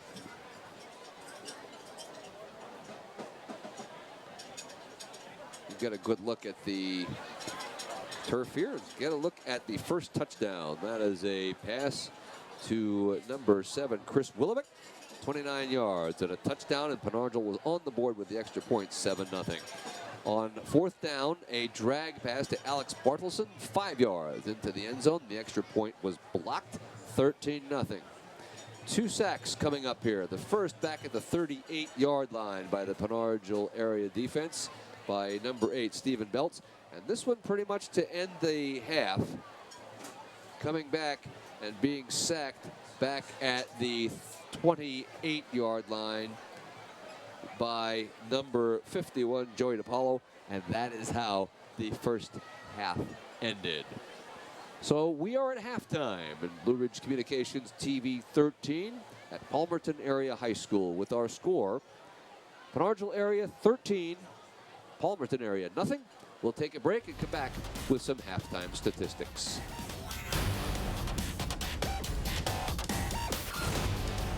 Something that is often overlooked for a garage door and a garage door opener is routine maintenance. Some of the things that you should look at include the rollers, the hinges, the pulleys, the cables, and the springs. If the garage door opener will not open the door, you probably have a broken spring. Another issue we deal with is the reversing of the garage door. The safety eyes on the bottom of the door have been misaligned, or there could be dust, dirt blocking the eyes. Clean the eyes and you should have no problems with the door opening. If you're having a problem, please feel free to give us a call here at Palmerton Garage Doors Incorporated. Welcome to Rentschler Chrysler Jeep Dodge Ram. And Rentschler Chevrolet. I'm here to tell you about the best built truck, the Chevy Silverado. Hey, don't forget about Ram trucks and the highest towing capacity. Well, what about great gas mileage? Chevy Cruze with over 40 miles per gallon. Take a look at the stylish Dart and 36 miles per gallon. Gentlemen, can you agree on anything? Sure. No matter what you're looking for, Rentschler has it. We're minutes away in Slatington. Stop in today. Quality is getting you back to your active lifestyle. It's state-of-the-art surgical equipment on your side. Quality is knowing you're receiving some of the best health care in Pennsylvania. At Blue Mountain Health System, we understand what it takes to make you better. Our hospitals have received quality awards and accolades from numerous organizations for over the past 2 years. So while we're not the biggest, we just do it better. And that's what quality is all about at Blue Mountain Health System. Naden Hutton and Palmerton Hospitals of Blue Mountain Health System. Just better. Sometimes you cherish quiet moments. Other times you feel like living out loud. At Ken & Company Aveda Salon Spa, all you have to do is crave self-expression. We do the rest. From cut to color to styling, turning how you feel into how you look. Isn't it time you tried something new? Your vibe suddenly is more alive. Visit us soon. Ken & Company Aveda Salon Spa, Main Street in Stroudsburg. I'm sorry. Go ahead. We We're are back at Palmerton area. Go ahead. Yep. Our halftime statistics are brought to you by Coordinated Health, the region's #1 provider of sports medicine for over 25 years. Visit coordinatedhealth.com to learn more. And there, Chris, you can see our stats. Boy, by the way they played the last 3 minutes of that quarter, you would think that there would be more than 227 total yards in the first half. Argyl, 29 of the 36 yards came on the touchdown pass to Chris Willoughby. And then you had a 6-yard touchdown pass to Alex Bartleson. Those were the 2 completions. But Argyl's averaging real close to 5 yards a carry. And if they can keep that up, I think that the Green Knights will be in good shape. For the Bombers, the 5 out of 9 is good, but they're not. I mean, you have a couple of those bubble screens, but that's it. Don't really have a successful downfield passing game. And the 17 for 65, I don't know if that includes the sacks. Yeah, I don't know either. But it's like polar opposites here. Palmerton, no huddle, coming up, getting the plays off quickly. Argyl taking their time, very deliberate with what they're doing, gaining, as you said, almost 5 yards a carry and eating up the clock. So we'll just have to wait and see, because as you mentioned before the half ended, Argyl's going to get the ball to start this third quarter. It was obviously a very emotional finish where you have a touchdown called back on a 49-yard pass. You have a touchdown called back regardless of how long the play was from scrimmage. And that ended up being a big momentum changer, because on the very next play, they turned the ball over. Yes. They being Argyl. So big. We'll see how the Bombers respond coming out on the field to begin the second half. And hopefully they just look at it as it's a fresh start. You know, they did some things well. They moved the ball, so hopefully they just, start fresh and go from here. As a coach, my question to you would be, is this a test of your team's character? Absolutely. Absolutely. You see how they respond after that. The coaches were a little excited. The players were a little excited. You just have to calm down now and go back to business. Business is exactly what Paul Raduzzi is going to tell his team over there. Don't forget, on his second touchdown drive, George, they kept the ball about 6.5 minutes. Yes, they If did. that happens now, the Bombers are going to be in big trouble. Absolutely, yep. Yeah, Palmerton needs some points in the third quarter, or momentum is just going to go across the field to the Green Knights. But you would think that the worst thing that could happen to the Bombers would be that long, time-eating touchdown drive now by Argyl, because would there still be time to win the game? There's no question there would be time. Boy, you'd be fighting an uphill battle. Yes, but the Bombers did show they have big play capability. You just have to cut out the mistakes. No penalties, no turnovers this half, and they'll be all right. Well, let's see. We had Northwestern 44, Bangor 0. we do have some scores here. Northwestern leads Bangor 44-0 at halftime. And we also heard from our other crew that East Stroudsburg South is leading Pocono Mountain East 35-0 at halftime. Some scores from up the line. Delaware Valley leading Wyoming Valley West 19-7 at halftime. Scranton leads Hazleton 35-7 at the half. Wallen-Paupack is up on Dallas 13-0 at halftime. Also at halftime, it is Honesdale 21 and North Pocono 7. And Honesdale quarterback Josh Labasso, a family friend, so I hope he does well. Had a good, he certainly had a good showing, especially in that fourth quarter last week. We're just beginning the third quarter here at Palmerton, 13-0. Argyl receives the kickoff, and we'll work it up to about the 35-yard line. So that's where the Knights will put it in play. First down and 10 at the 35 with 11:54 to go in this third quarter. And one more score, Lehighton Indians up 36-0 at halftime, so they're in the mercy rule mode also. They'll change the ball. That was a Palmerton ball that is kicked, and a ball that will scrimmage will be from Argyl area. Logan Rupert, 2 for 5, 36 yards. Is in the gun on first down and 10. Pistol formation, rather. Gives it straight ahead to Ryan Sylvia. So he'll get back to the line of scrimmage, maybe a yard out to the 36-yard line. Tyler Rogers stuck his helmet in there. Anthony Maradeo also on the tackle. No gain, second down from the 36-yard line. Yep, and as I said, tough to run up inside on the Blue Bombers. And there you can see there's just 3 or 4 of the Bombers there ready to make the play. Second down and 10, just outside the 35-yard line. Trips formation. Rupert will pull it down and be met by number 51, and that, of course, is Evan Tater. Another tackle for Evan. Yep. Gain of a yard. And I thought they had James Klinger open on a little bubble screen out here to the side, but the quarterback just couldn't see him in time, so he pulled the ball down and ran. So 3rd and long for the Green Knights. We'll see what Rupert does. He gets the signal from Paul Raduzzi on 3rd down and 9. Just as Argyl wanted to score, a 3 and out for the Bombers would look pretty good at this point. Absolutely. They blitz. He's going to throw incomplete. That's a good defensive play on the sideline, looking to get the ball to Chris Muller.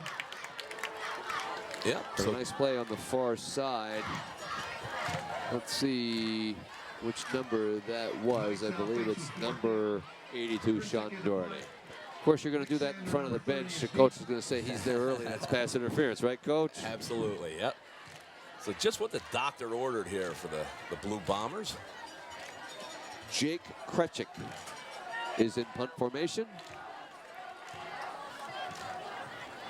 Oh, wobbly spiral. The ball is going to be taken.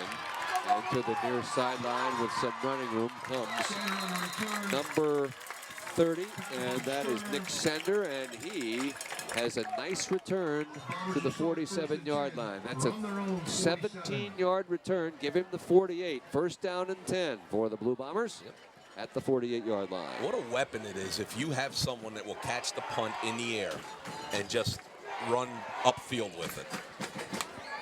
People don't realize that. It was a good kick. It was more like a low spiral.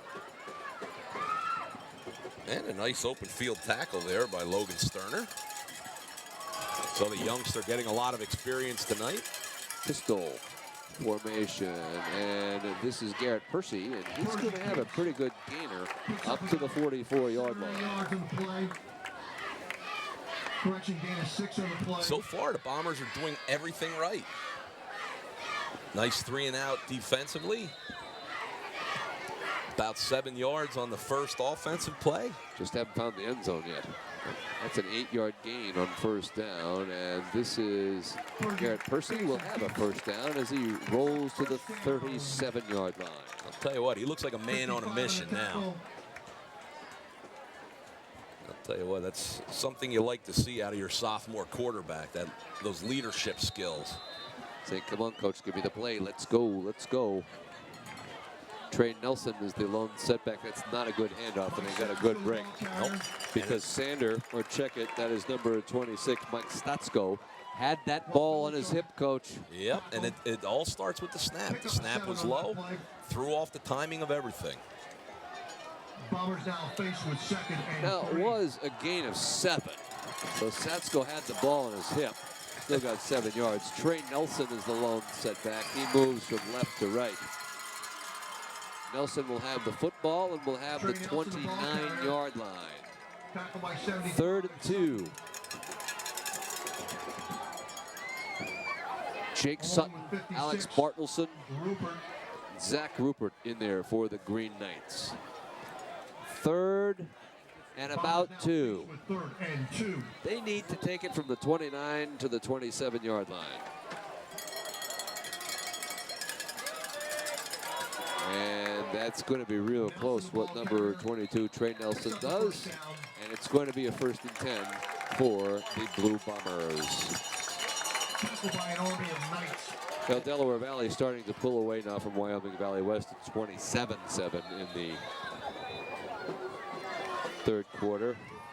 And the Lehighton Indians have extended their lead to 43-0 over Minersville. They're going to take a second here to make sure to change their set before they run the next offensive play. Delaware Valley might be a bit jet lagged. Remember, they played at Orlando, Florida last Friday night. Oh, that's right. I forgot all about that. So they are out on Wyoming Valley West 27-7. And if I saw it correctly, timeout to Penargil, I believe, yes. Now, one of the main reasons why you have to follow that Quad A in District 2 is there is an automatic into that sub-region. Yes. There's one automatic and maybe a wild card, because what happened is Wallen-Paupack area dropped from Quad A to AAA. So really the Quad A's are Delaware Valley, Scranton, Wyoming Valley West, Hazleton area, and Williamsport. So there are only 5. And you said probably Delaware Valley the best of that lot? That would be my guess. Well, Scranton is beating up Hazleton. And Scranton lost last week. And I really don't remember anything about Williamsport last week, to tell you the truth. That's true. I didn't hear anything either.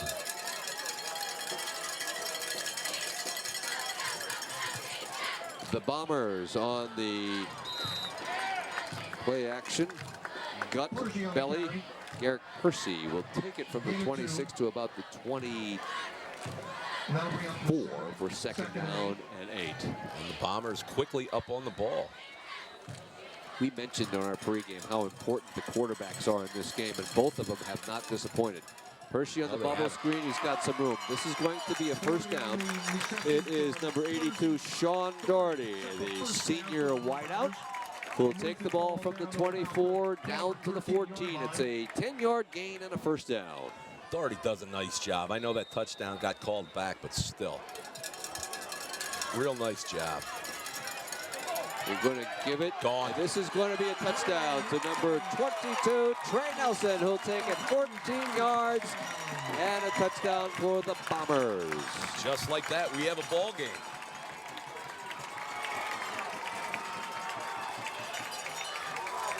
Exactly what Coach McColwiak wanted to happen. Get out on the field, 3 and out. Get on offense and take it in. 13-6. Still in favor of the Green Knights. This is Richard Roselli. Will try the extra point. Left-footed, soccer style, and he's got it.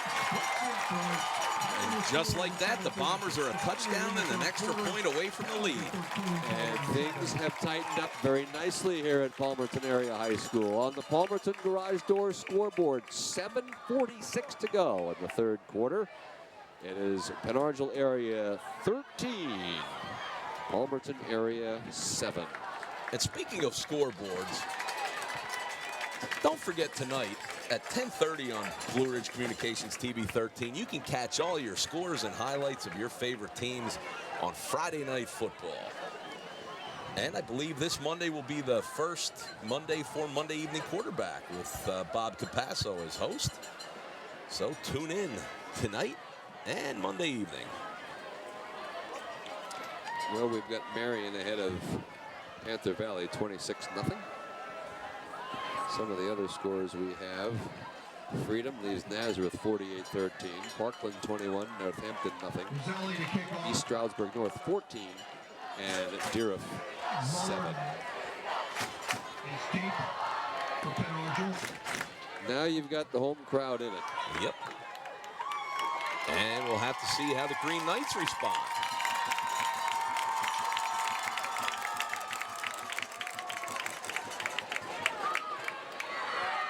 Ball is kicked, and they respond pretty well. And taking the ball is James Klinger out to about the 35-yard line.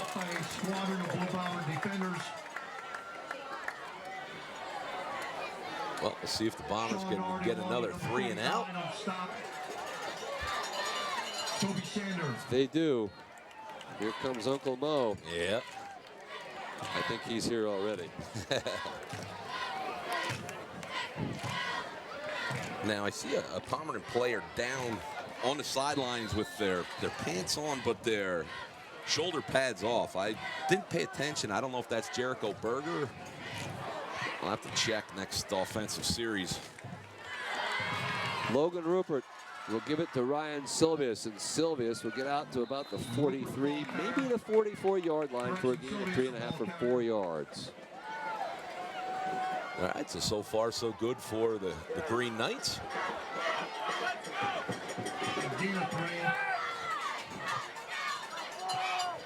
The Green Knights really haven't taken too many shots deep. I'm not so sure that now is the time that they would like to do that, but just have to see. Crystal formation on first, or check it, 2nd down and 7.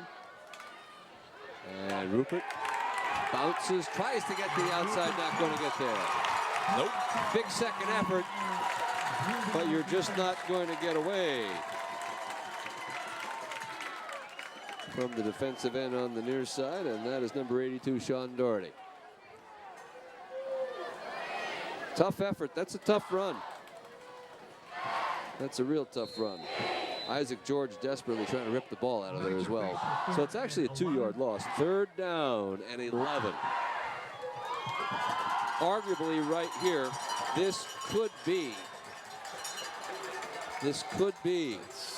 Penargel's biggest offensive play of the game right here. Saw a draw. Haven't seen a screen yet other than tunnel.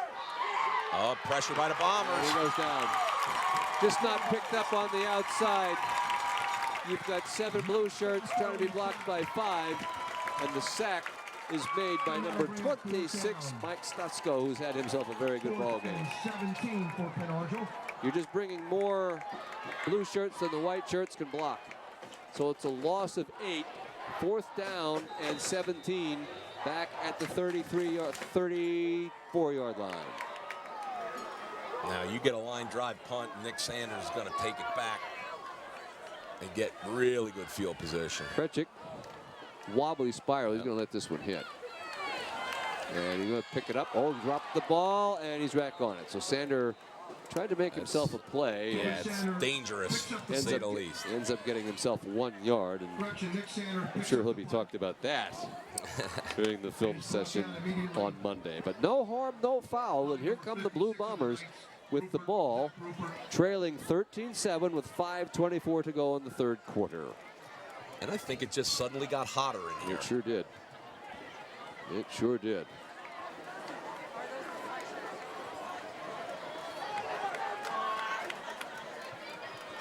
Yep, I don't see Jericho Berger out there. Maybe that is him on the sideline. 1st and 10, 34-yard line. The Bombers with a chance to take the lead. This is Stotsko with the ball in the end around. Nice cutback. Stotsko 1st down, lots more. Look out. Stotsko is going to go all the way. Wow. 65 yards, and the Bombers have tied the game. Wow.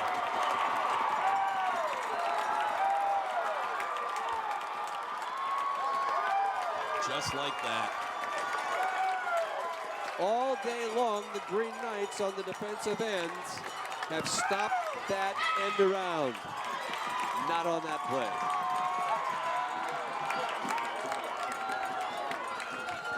This the biggest play of the game up to this point? There's no question. Extra point is good.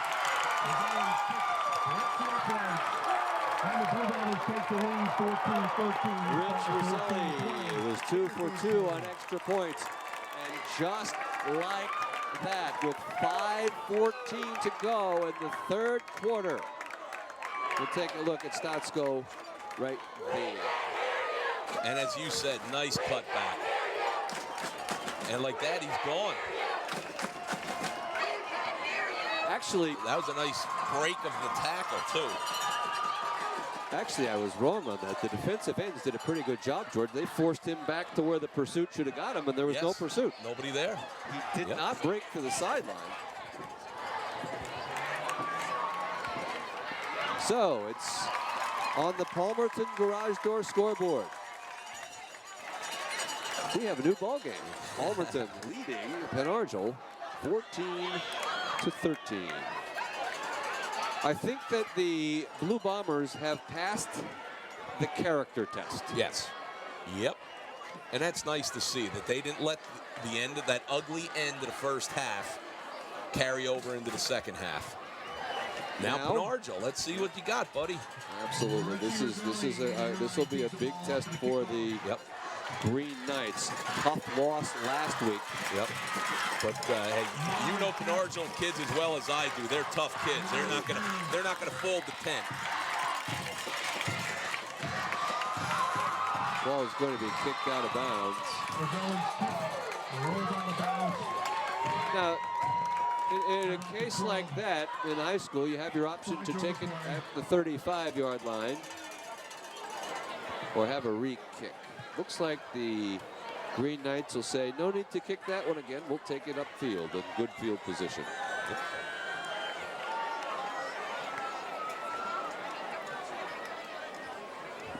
You know, I don't remember seeing, did we get a Stroudsburg score? Did they play tomorrow?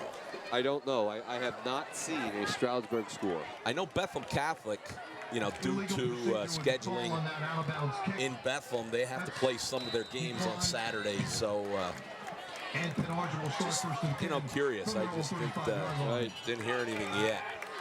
East Stroudsburg South is up 42-0 on Pocono East. First down and 10 for the Green Knights.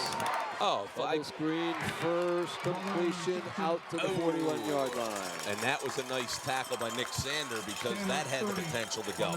Chris Muller will take it from the 35 out to the 41. It's a 6-yard gain. Nick Sander does make a nice play. Hey, somebody's listening. Just like that, Mark McKeon sends in a Stroudsburg score. Stroudsburg leading Pocono West 28-0. Good throw. Yep. I'd like to thank Mark for that, and we'll give him another plug for Friday Night Football this evening at 10:30 for all your scores and highlights. Mark and Lou do a great job on that show. Certainly the crew with most scores and most highlights, and dare I say the highest IQ of any post-game show that you're going to get on your television.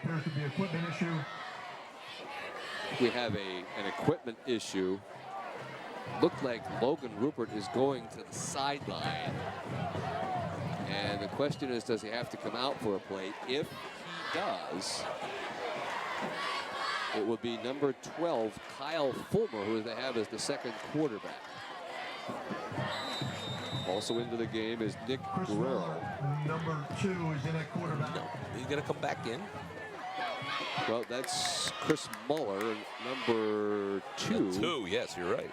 So he will, it looks like, take the direct snap. A little confusion there. Yeah, the question is would this be a normal Wildcat set? Is Muller the guy? Well, he takes it, acts like a quarterback. No gain. Silvius just couldn't get started. Now they're going to give him some progress, it looks like, back to the 41. But it'll be third and a good 5 yards to go. Once again, Anthony Maradeo and Jake Horn have really controlled the interior part of that line. Also give credit to number 62, Tyler Rogers. So 3rd and 5. Option play. First time we've seen that. Nice move. Silvius isn't going to get there. And he is slow getting up. So 4th down and almost 5, and it looks like they're going to punt. The only thing I would say on that option play is your quarterback has to take it a little further. But that was played very well. I'll tell you who's had a nice game, George. This number 26, Mike Stotsko, has played very well on both sides. Yes, he has. Nick Krenchik will kick it. Nick Sander We'll wait for it. Wobbly kick again, and Sander lets it bounce, and it goes going to go inside the 20. Be killed back at the 17-yard line. So that's a good punt. Yeah. That's what the Green Knights needed. What the Green Knights need now is a stop with 2:40 to go in this third quarter. And here come the Blue Bombers on offense with all of the momentum in this football game. Absolutely. And what was it, a one-play drive last time? Right. There you can see Sanders. Sanders thought about picking that up when it started to roll, but changed his mind. And probably a good decision. So out they come. Trey Nelson. And keep an eye on number 26. He's going to line up as a wing, rather slot to the left. A pistol look this time. Play action pass going deep, incomplete.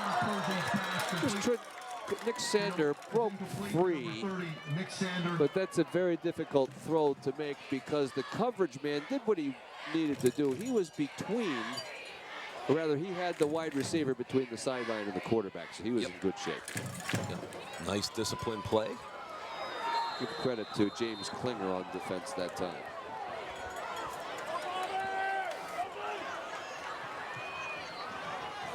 Tough throw. The ball's on the ground. Do the Knights have it? I don't think they do. Yeah, they're not excited about it, but still, it's going to end up in a loss. Back at the 14-yard line, and this is be careful time. Yes, absolutely. That's the last thing the Bombers want to do is hand over the ball. So make it 3rd down and 14. The ball is back at about the 14-yard line. Garrett Percy and Trey Nelson are in the backfield. Percy's going to the far sideline, threw it away.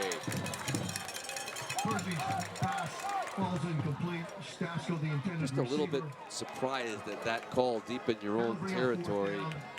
Now you not only have an incomplete pass, you've also stopped the clock, which really helps Argyl. Yes. And you know, I said this last week, if that's your offense, if you're going to continue to throw the ball, you're going to throw it, you know, no matter what. But they have been very effective running the ball with, you know, Nelson up inside and these guys to the outside. Good punt. And he's going to be killed at the 49-yard line. Under Sean Doherty. So Green Knights will gain a few yards on that exchange. They're inside the 50. 34-yard punt, no return. So it'll be 1st down and 10 for the Argyl area Green Knights. And they'll start it at on the Palmerton side of the field at the 49-yard line. Palmerton really has stopped Argyl's offense so far in the third quarter. Yes, yes. For as good as Argyl looked in the first half, you know, like completely different now in this third quarter. And they have to continue to do that. And I think at this point, and I'm not saying, you know, that either team's out of shape, but, you know, it's a very humid evening. And we're going to get into that fourth quarter. And this very quick offensive pace might, you know, suck the wind out of some of these guys. Well, let's see what Logan Rupert has in mind. He's going to go deep. And he is going to be looking for number 7, Chris Willebeck. It's incomplete. Just had to put a little more air under it. And the question is Logan Rupert looks to be cramped up a little bit. Yep. He stood in there. He showed me something that time because he knew he was going to get hit. And that's not a bad throw. Nope. But it's that time of the game where the cramps are going to start, and he's going to have to come out for a play. So now you have another quarterback in. And George, neither of these quarterbacks this evening has thrown what we would consider a 50-50 ball. No. Either the receiver was going to catch it or it was going to be incomplete. Yes, absolutely. They're doing a very nice job with that. And for two sophomores, this has been a pretty good, pretty well quarterback game. Yes, you're right on that. It'll flash on the scoreboard. Tamaqua leads Schuylkill Valley 18-6. Coming to the end of the third quarter. We mentioned East Stroudsburg South, 42-0 over Pocono Mountain East. And the Lehighton Indians have extended their lead to 50-0 over Minersville. Jim Thorpe leading Shenandoah 39-0.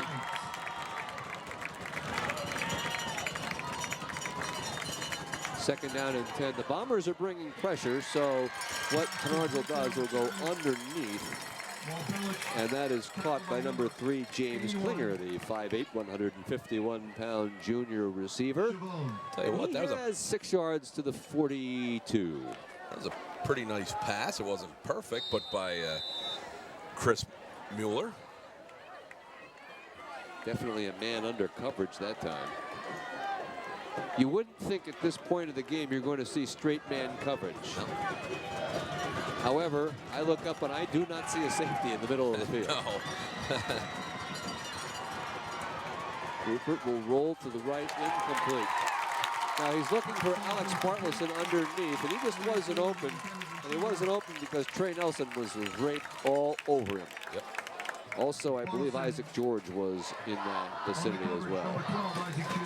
So it appears that the Green Knights will punt here on 4th and 4.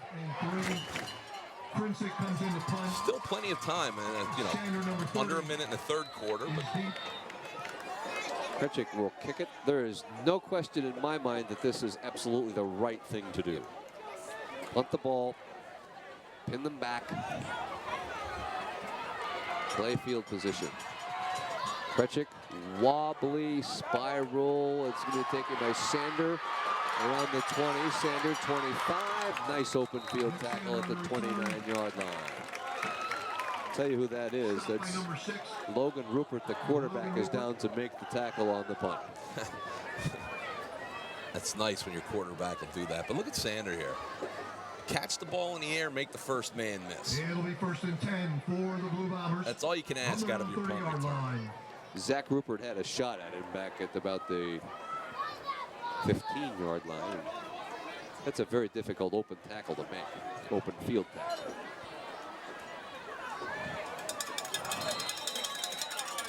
They're going to go shotgun this time, or pistol formation rather. Give the ball to number 26, Mike Stanslow. He's out to about the 34 for a gain of 4. Tackle that time was made by number 56, Zach Rupert. And there will be another play in this third quarter.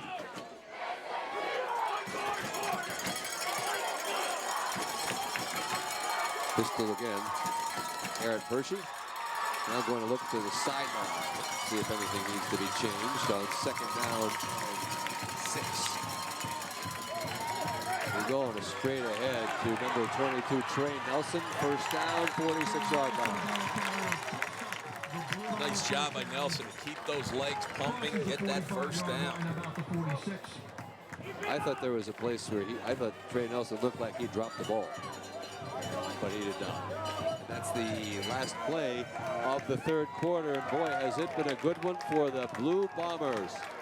They started this quarter trailing 13-0, 2 touchdowns, 2 extra points, and as you're going to see on the Palmerton Garage Door scoreboard, 12 minutes left to go in this football game. 14-13, Palmerton leads Penargil.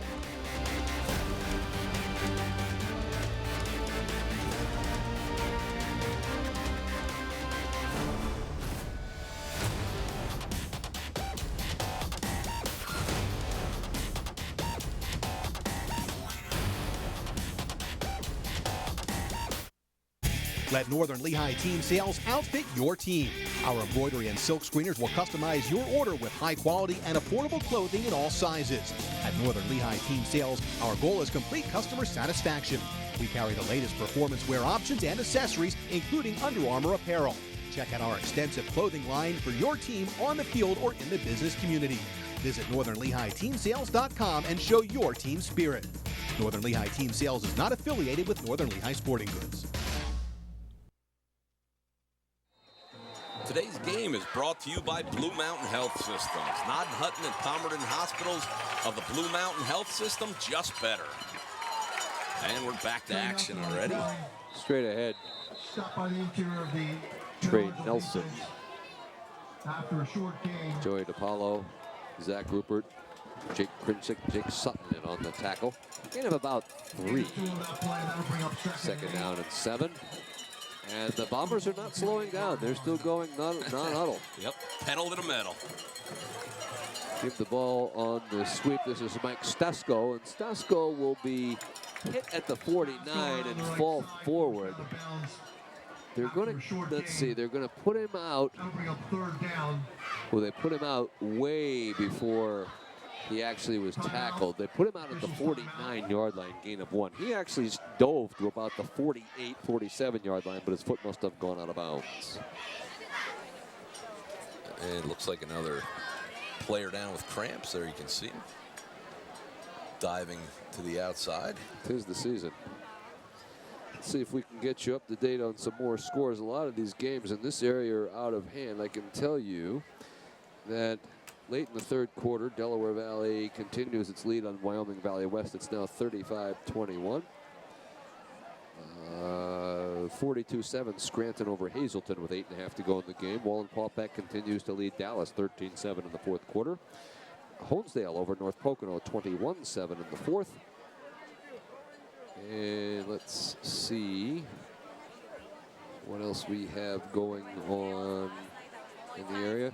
Now, the other game that means something in AAA in District 2 is Crestwood leading Abington Heights 24-0 in the fourth quarter.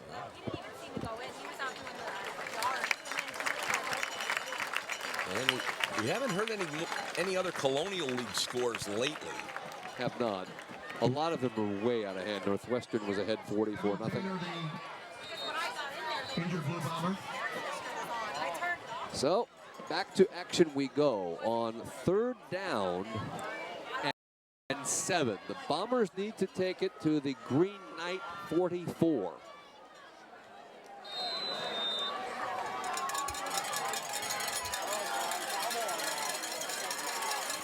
Garrett Percy. Fake to Stasko. Percy keeps it and is driving forward, and they're going to give him the 45. He'll be about a half of a yard short. Across the 45-yard line. And Chris Makoviak just puts up his hands and says, "We are going with on the us." stop from the Green Knights, Joey DiPaolo. There you can see it. Fake that speed sweep up inside. Give Joey DiPaolo the credit on the tackle. Percy is under center, will drive forward, and he'll have a first down. And I like that. Snuck up underneath, quarterback sneak. First time they've done that all game. Yep. So they move the chains. It'll be 1st down and 10 for the Blue Bombers at about the 44-yard line.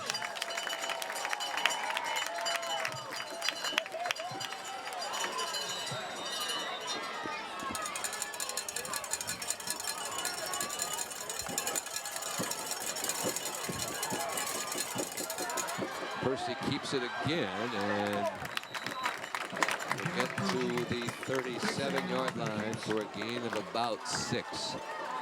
Seems like he's making better reads now, George. Yes, absolutely. And he's doing a nice job putting his head down, getting a couple extra yards. It's a 6-yard gain.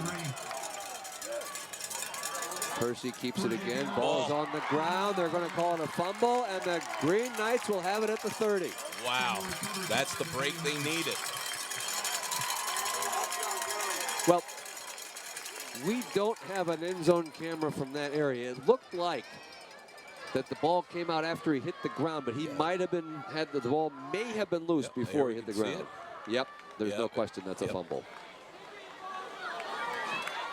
Well, that's the break that the Green Knights have needed. The Green Knights really been stalled in this second half. Haven't done much on offense, certainly haven't scored. Is that the first turnover of the game for the Blue Bombers?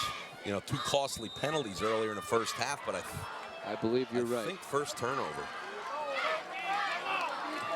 1st and 10. Now, Argyl has to move the sticks. At the 30. Logan Rupert looking deep. Wide open. There it is. This is going to be a 70-yard touchdown. And that had to be a blown coverage. He was just too wide open. I think he was that's just Logan, wide open. Yeah. That's Logan Sterner, I believe, number 5. Now, I would imagine they would go for 2.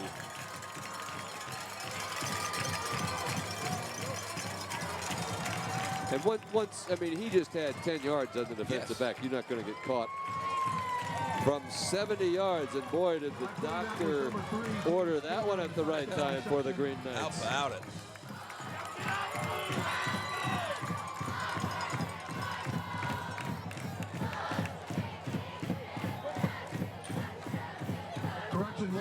They are going to go for 2, and the ball will be placed at the 3-yard line. Quite a battle here between the fans below us. Yes. We are right above the Palmerton fans, and the Argyl fans certainly haven't backed down in this game. So, uh-oh. We're going to get a timeout. Okay, timeout for Argyl. It's a big play. You want to get that lead up to 7. So I could understand taking it. That will be their second charge timeout of this half. So toward the end of the game, if they need to use it, they're only going to have 1. Yep.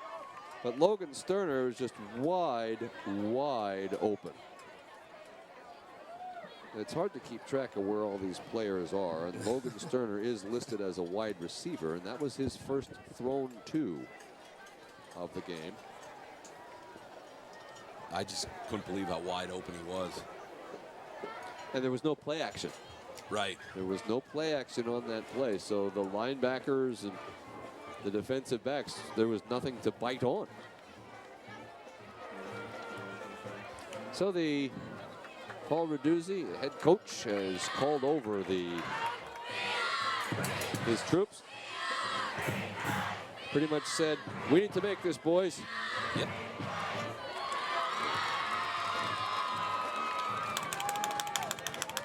Now, I saw a man come across in motion. I want to see if they do the same thing. It's very difficult when you bring somebody all the way across the field. If you just hit them out in a flat, it's very difficult to cover, but they're not going to go with that.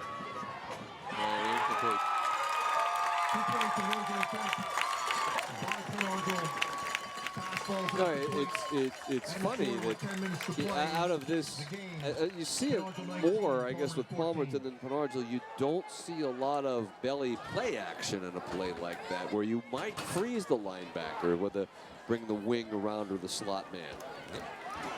Palmerton Garage Door scoreboard now shows Argyl leading Palmerton 19-14 with 10:01 to go in the game.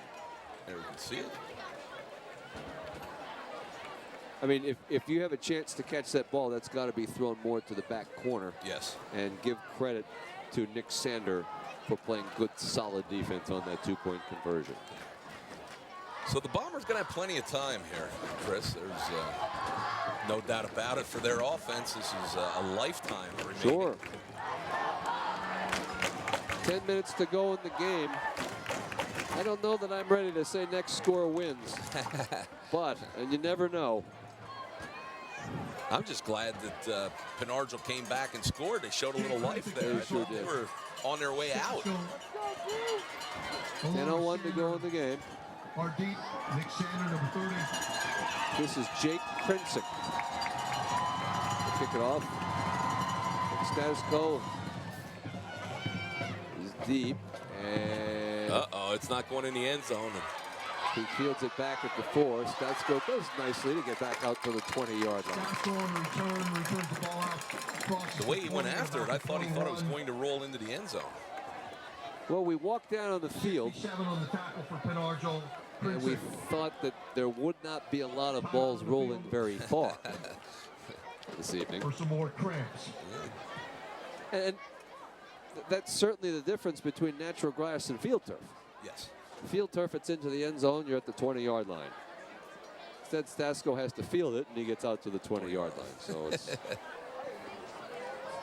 no harm, no foul. The biggest thing was he didn't fumble the football.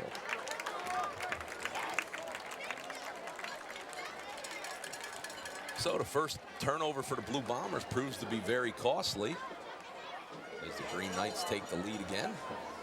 Wyoming Valley West is making that a game up in Milford with 1:47 to go. It's now 35-28. Delaware Valley leading Wyoming Valley West. Wow. Well, here come the Bombers with 9:56 to go in the game, down 5 and 80 yards to navigate.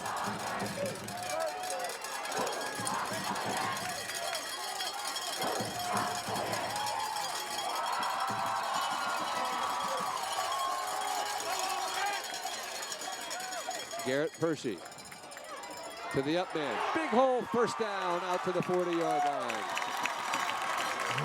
Going to be a 20-yard gain. That's number 5, Ray Washington. First carry, 20 yards. Yeah, first carry of the evening for him.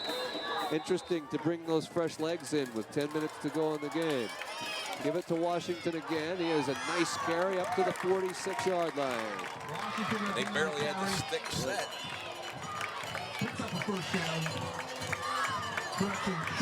So Washington gets 7, maybe closer to 8. Second down and 2. He's back there with Garrett Percy and Trey Nelson. And in officials' time here, I believe they're going to make sure the sticks are properly set. Well, the ball should not be snapped until those sticks are snapped, and that's what happened on that last play. I believe we're okay. But, yeah. But this Palmerton offense still pedal to the metal. Give it to Stasko, and Stasko will have a first down at the Argyl 48-yard line. Boy, it does look like those backs are a half-second fast. Thank you. I thought it was just me. And Nelson and Washington in the backfield again. Washington, big hole on the left side. Ray Washington, first down to the 34. Where was he all game? Logan Rupert on the tackle. 14 yards, first down. Here come the Bombers. Trey Nelson. Ball's on the ground. I think he got it back. Back at the 32-yard line. Ay, ay, ay. Gain of 3. Boy, causing the fumble that time was number 51, Joey DiPaolo, who had him and could not get on the ball. Well, consider that bullet dodged. Trey Nelson, lone setback, 4 wide. Stasko in motion. Stasko fake. There is a flag on the play. I think that was... I don't think they had the acquired men on the line of scrimmage. The illegal procedure against Palmerton.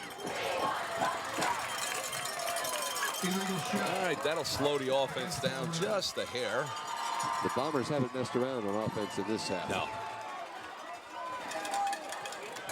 Now, if anything else, it just takes a little bit of momentum away, but 2nd and 12 has been no problem for the blue shirts in this second half. It's 2nd down and 12. Trey Nelson is with Garrett Percy in the backfield. Stasko in motion. They belly it to Stasko, trying to get the corner flag on the play. Now, you've got a pretty good decision here, Coach. If that's a spot foul, that's going to put the ball back at the 49-yard line in Palmerton territory. But it's going to give them 2nd down over again. The question is, do you take 3rd and 17 or 2nd and a lot further, 27? You know what? The way this Palmerton offense moves, I might take the penalty. Against Palmerton, that'll be a 10-yard penalty where the flag is on the field. They're going to decline.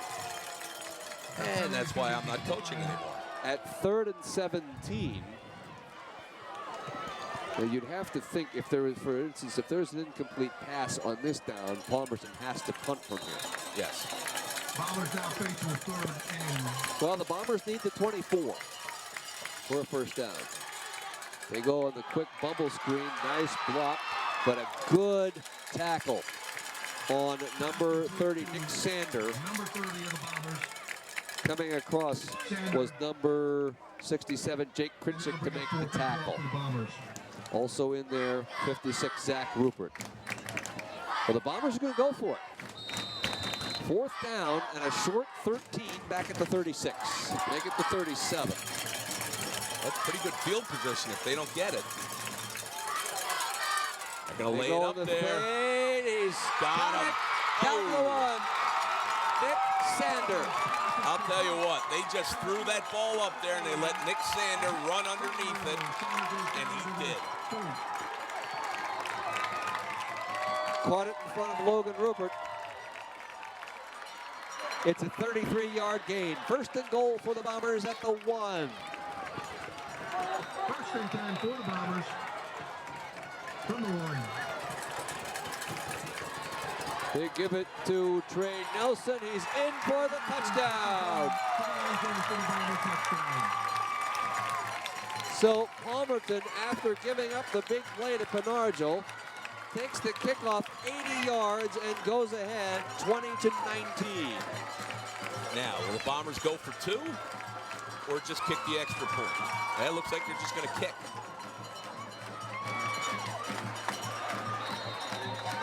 Richie Roselli to attempt the PAT. Sander to hold. Rich Roselli will try the extra point. He's 2 for 2 so far today. And make it 3 for 3. And the score was 7:42 to play.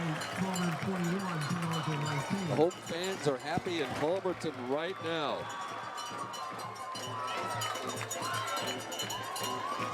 On 4th down and 14 from the 34, a 33-yard pass to the 1-yard line, and then the next play is a 1-yard run for a touchdown, and on the Palmerton garage door scoreboard, Palmerton has jumped back in front of Penargyl, 21-19. And here you can see Nelson taking it in. And it's the 3rd game I've done this season. It's the best one so far. And hopefully they just keep getting better and better. And this one's not over by a long shot. If you had to right now choose the class of the Colonial League, who would it be? Northwestern. Northwestern. That's of the teams I've seen so far. Palmerton's good, but Northwestern pretty much, I think, the total package. Dallas has jumped out in front of Wall and Paupack 14-13 with 8:53 to go in that game. Ugh. It's another team ahead 13-0 at halftime. Yep. That's 2 weeks in a row. Oh, yes. Selly Right. kicks it, and it's going to be taken back at the 12-yard line. And down at the 26. That was a nice open field tackle also. Isaac George, I believe, number 12. The Green Knights will start 1st and 10 from about their own 27-yard line. There you can see it. Isaac George comes in. Yep. James Klinger on the return. So the ball's at the 27-yard line. 1st down and 10 for the Green Knights. Remember, the Knights have 1 timeout and 7 minutes and 36 seconds to go in the ball game. And they've, like I said, more than enough time. You know, Palmerton's all pumped up right now. Here comes Penargyl on the field. 1st down and 10 at the 26-yard line. Looking deep over the middle. It's going to be incomplete at the 50-yard line. Trying to get the ball to number 7, Chris Willoughby. But good coverage by Nick Sander. It's 21-19 here with 7:29 to go in this football game. Yep. And Nick Sander just kind of playing center field there. He saw the quarterback release the ball. He does a nice job coming over, making a play on the ball. Chris Muller, the intended receiver. That might be Logan Rupert's first 50-50 ball that he's thrown. Yes. 2nd down and 10. Rupert will go to the right and look and pump and throw. Intercepted at the 44-yard line. That is just a great hit. Wow. The intended receiver, I believe, is Logan Stern. Nope, it is number 2, Chris Muller. And just a great hit on the near sideline. We got to get a number, because I don't know who made the interception when the ball was batted in the air. And we're not going to see it from that angle. Yes, we are. It's number 81, Dominic Schiavone. Well, now Palmerton really can do some damage. 1st and 10 at the Penargil 46-yard line. Put him down at the 45-yard line. Once again, George, that's not a bad pass. No. That's just a great hit on a wide receiver. Yep. And that ball just got tipped in the air, and they made the play. Pistol formation on 2, 1st 3, down. 4, 5. I was going to say, they didn't have enough men up on the line, but now they adjust it. Stasko with the football to about the 41-yard line for a gain of 4. About 3 or 4. Palmerton certainly would like to score again, but I'm guessing if whenever you can score, you're going to score, but they'd probably like to run some time off the clock here. And those 4-yard gains on 1st down now all of a sudden have become just fine. And tell the kids, before you go out of bounds, go down before you go out. Keep the clock running. Good defensive charge that time. Trey Nelson had no chance. He loses a yard.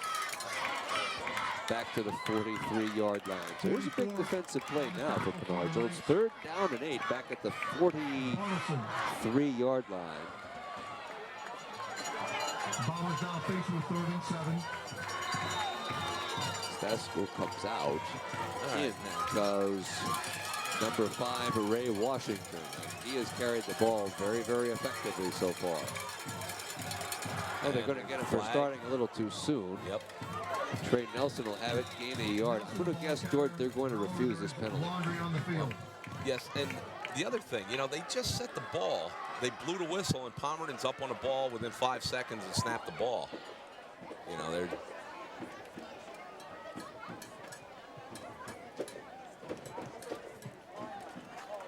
Illegal shift. Decline. Illegal shift. I was going to say, I don't think I'm taking this. Even though there's plenty of time in the game, if they were to take this penalty, time-wise, it really doesn't make any difference. No, it's still It appears the Bombers will punt. Sean Doherty, 82 in the punt. Now, the Green Knights need a good return here. Get himself in half-decent field position. Along with Logan Stern, number 5. Sean Doherty is in to punt it. You better start counting those blue shirts. High snap.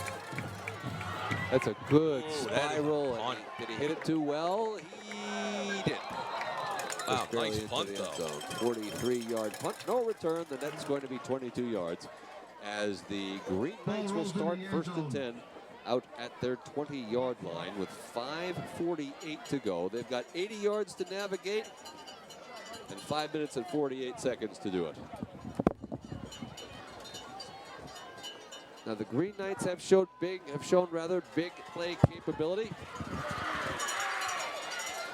Logan Sterner pretty much took care of that on a 65-yard touchdown reception. And we'll see if anything like any big play is in the cards right now. Alex Bartleson will be a slot to the right. Sylvius the lone setback. And he is struggling for yards, and he struggles up to about the 23-yard line. By the interior of the Bomber defense. 77 at the bottom of the pile. Second down and about 7 yards to go. Anthony Maradeo. And even that's all right for the Green Knights. They're, getting some positive yards here. They still have enough time at 5 minutes. Second down, 7. Same formation. It's a trips to the right. Looking left, overthrown, incomplete. You notice there is an extra defensive back in the game for the Blue Bombers. Number 7, the intended receiver. So now brings up 3rd and long. Just when you have the trips on the near side of the field, you're trying to get your receiver isolated at the top of the screen. It's just not happening. Those linebackers back off in the zone, so that throw is a little more difficult than what it appears. 3rd and 7.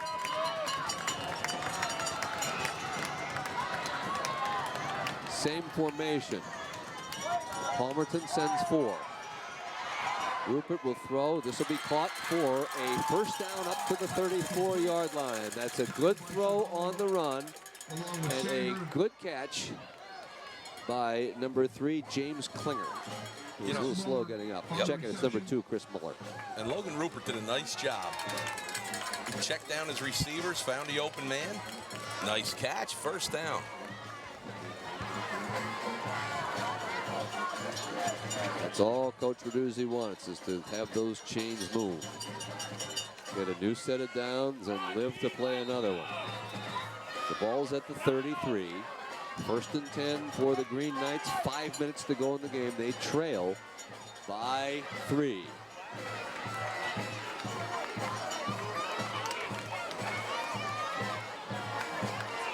Now they'll send the trips formation to the left side. Bartleson is the tight end on the near side on first down. Rupert rolls to the formation and is going to go down back at the 26-yard line. Well, big play by the Bomber defense. That makes play calling a whole lot more difficult. That's the first time he rolled to the formation on this possession, and when he came back, he was hit by the backside pursuit. Yep, Bartleson stayed in the block. He didn't even go out to the backside. Same thing. Pulls it down, going to run out to the 29. And he's in bounds, and the clock's going to continue to run. Little indecision that time by the sophomore quarterback. Had he waited a little bit, Sterner broke deep. Don't know if he could have gotten the ball. So it's 3rd down and 13. The clock will continue to run. Remember, Penargil only has 1 timeout. So if they don't get a first down on this 3rd down play, you might be looking at having to go for it. Let's see if the Bombers, who have 7 in the box, show any pressure at all. They send 4. Throwing. Bingo. Oh.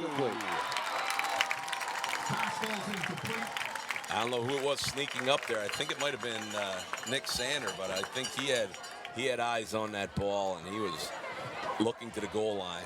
Willebek just couldn't pull it down. So now it's 4th down, back at the 30-yard line. They need to take it to the 43, and there's a tired bunch of white shirts out there right now. Yes, you're absolutely right. Staggering back to the huddle. They have 1 timeout left. I don't think they have any choice here. No. And I think they're just going to take Sander. They're going to have him out here in center field, and he's just going to go with the flow. And they're either going to have to burn their timeout or they're going to have to hustle soon. Trips to the left.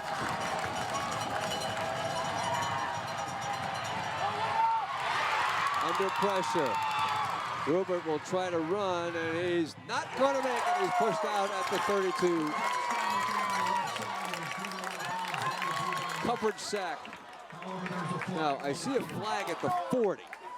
Yes. Boy, if that's a hold in the secondary, the fans beneath us are not going to be happy. Bartleson did get off of the line and go out in the pattern that time. Cannot be an illegal downfield because the quarterback ran the ball. Let's see.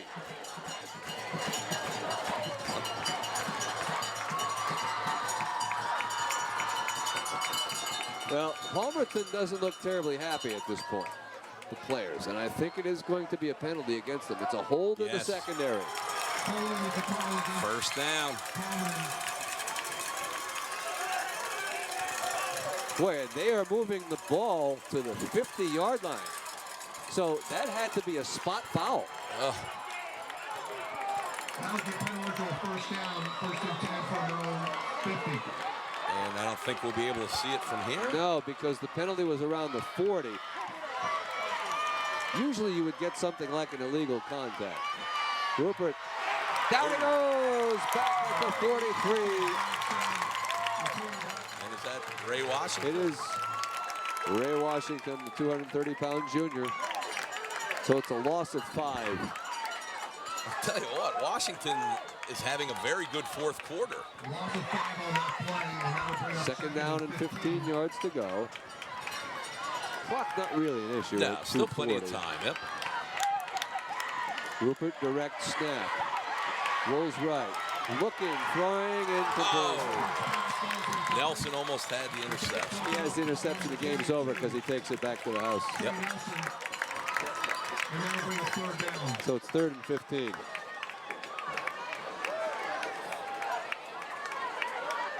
This is the first time in the game where Logan Rupert is really feeling the pressure. Yes. So it's 3rd and 15 with 2:32 to go in the ball game.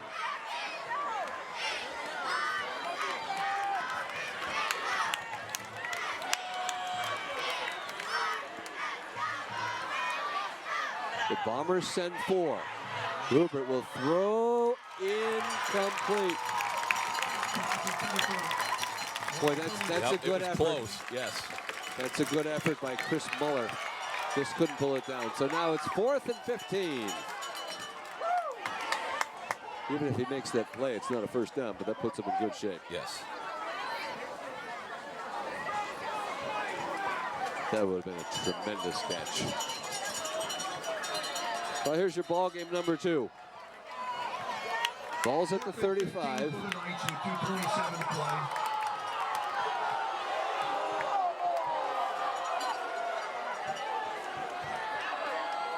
And the locals are booing because one of the Argyl players went down very late with a cramp. Yes. Can't really see a number. Well, whatever it is, certainly looks like one of the people who would handle the ball, and he is not going to be in on this last play.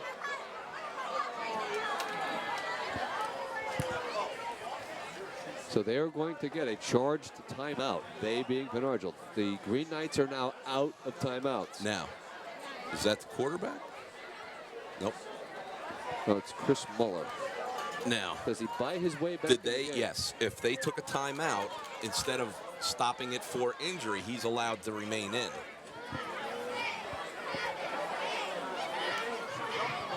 And that was a Argyl timeout. You're going to get Steve Gurkovich is going to explain that on the Palmerton sideline.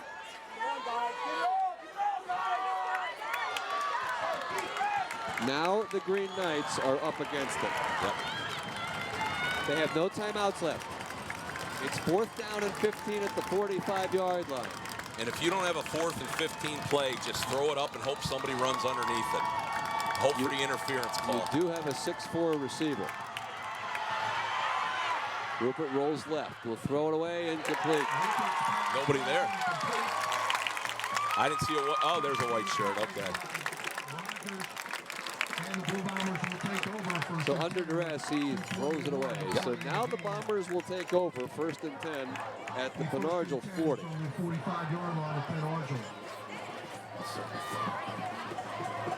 Yeah, there's just nobody there to catch that ball. No timeouts. The Bombers could run out the clock in theory. Well, you're right. I would say I don't think you'll see the victory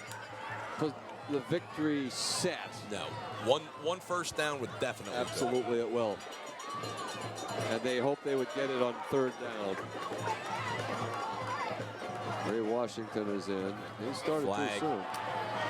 Yeah. We'll give it to Trey Nelson. So that's going to stop the clock. Flags on the field.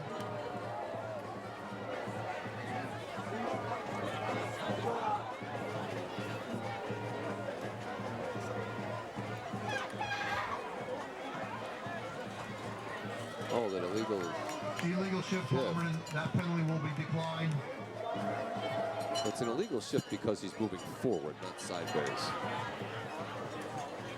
The strange thing about that is, George, is They didn't. We haven't seen that till the fourth quarter. Right. Oh, give him 2 yards, maybe 3. Second down.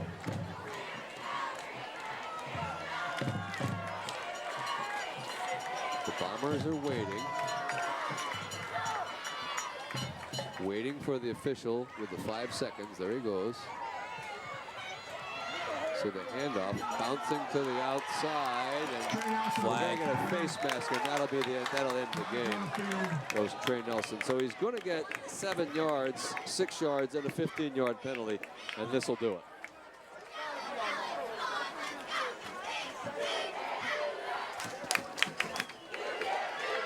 So it's going to be a first down. Yep, horse collar. So that'll end the game.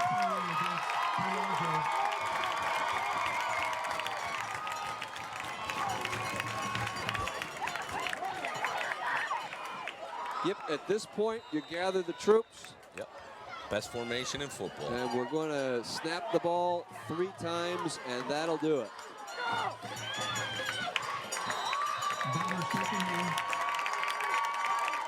So the fans at Palmerton tonight got a real treat. This was a great football game. Yes, it was.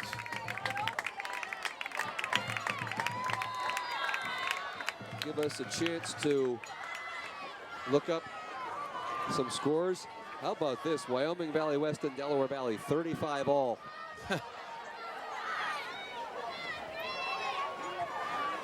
Dallas has beaten Wallenpaupack 14-13. Honesdale beats North Pocono 28-7. Good. Good for Josh. Yes. Abington falls to Crestwood 31-0. Moving up second down and 12. And that's all the scores of interest from that area. And we're just counting them down right here. I've seen the Blue Bombers 2 weeks in a row, and they're getting better every week. Well, that's all you can ask.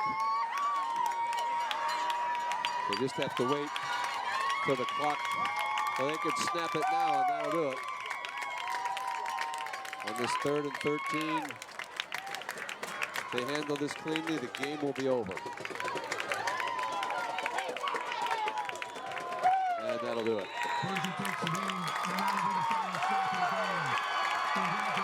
So really the tale of 2 halves. Yes. First half pretty much owned by Argyl. Second half owned by Palmerton. And that'll do it. George Ebert and the entire Blue Ridge Communications crew here at Palmerton Area High School. This is Chris Stoney saying thank you for spending your Friday night with us. Our final score on the Palmerton Garage Door scoreboard, Palmerton 21, Argyl 19. Have a good night, everybody.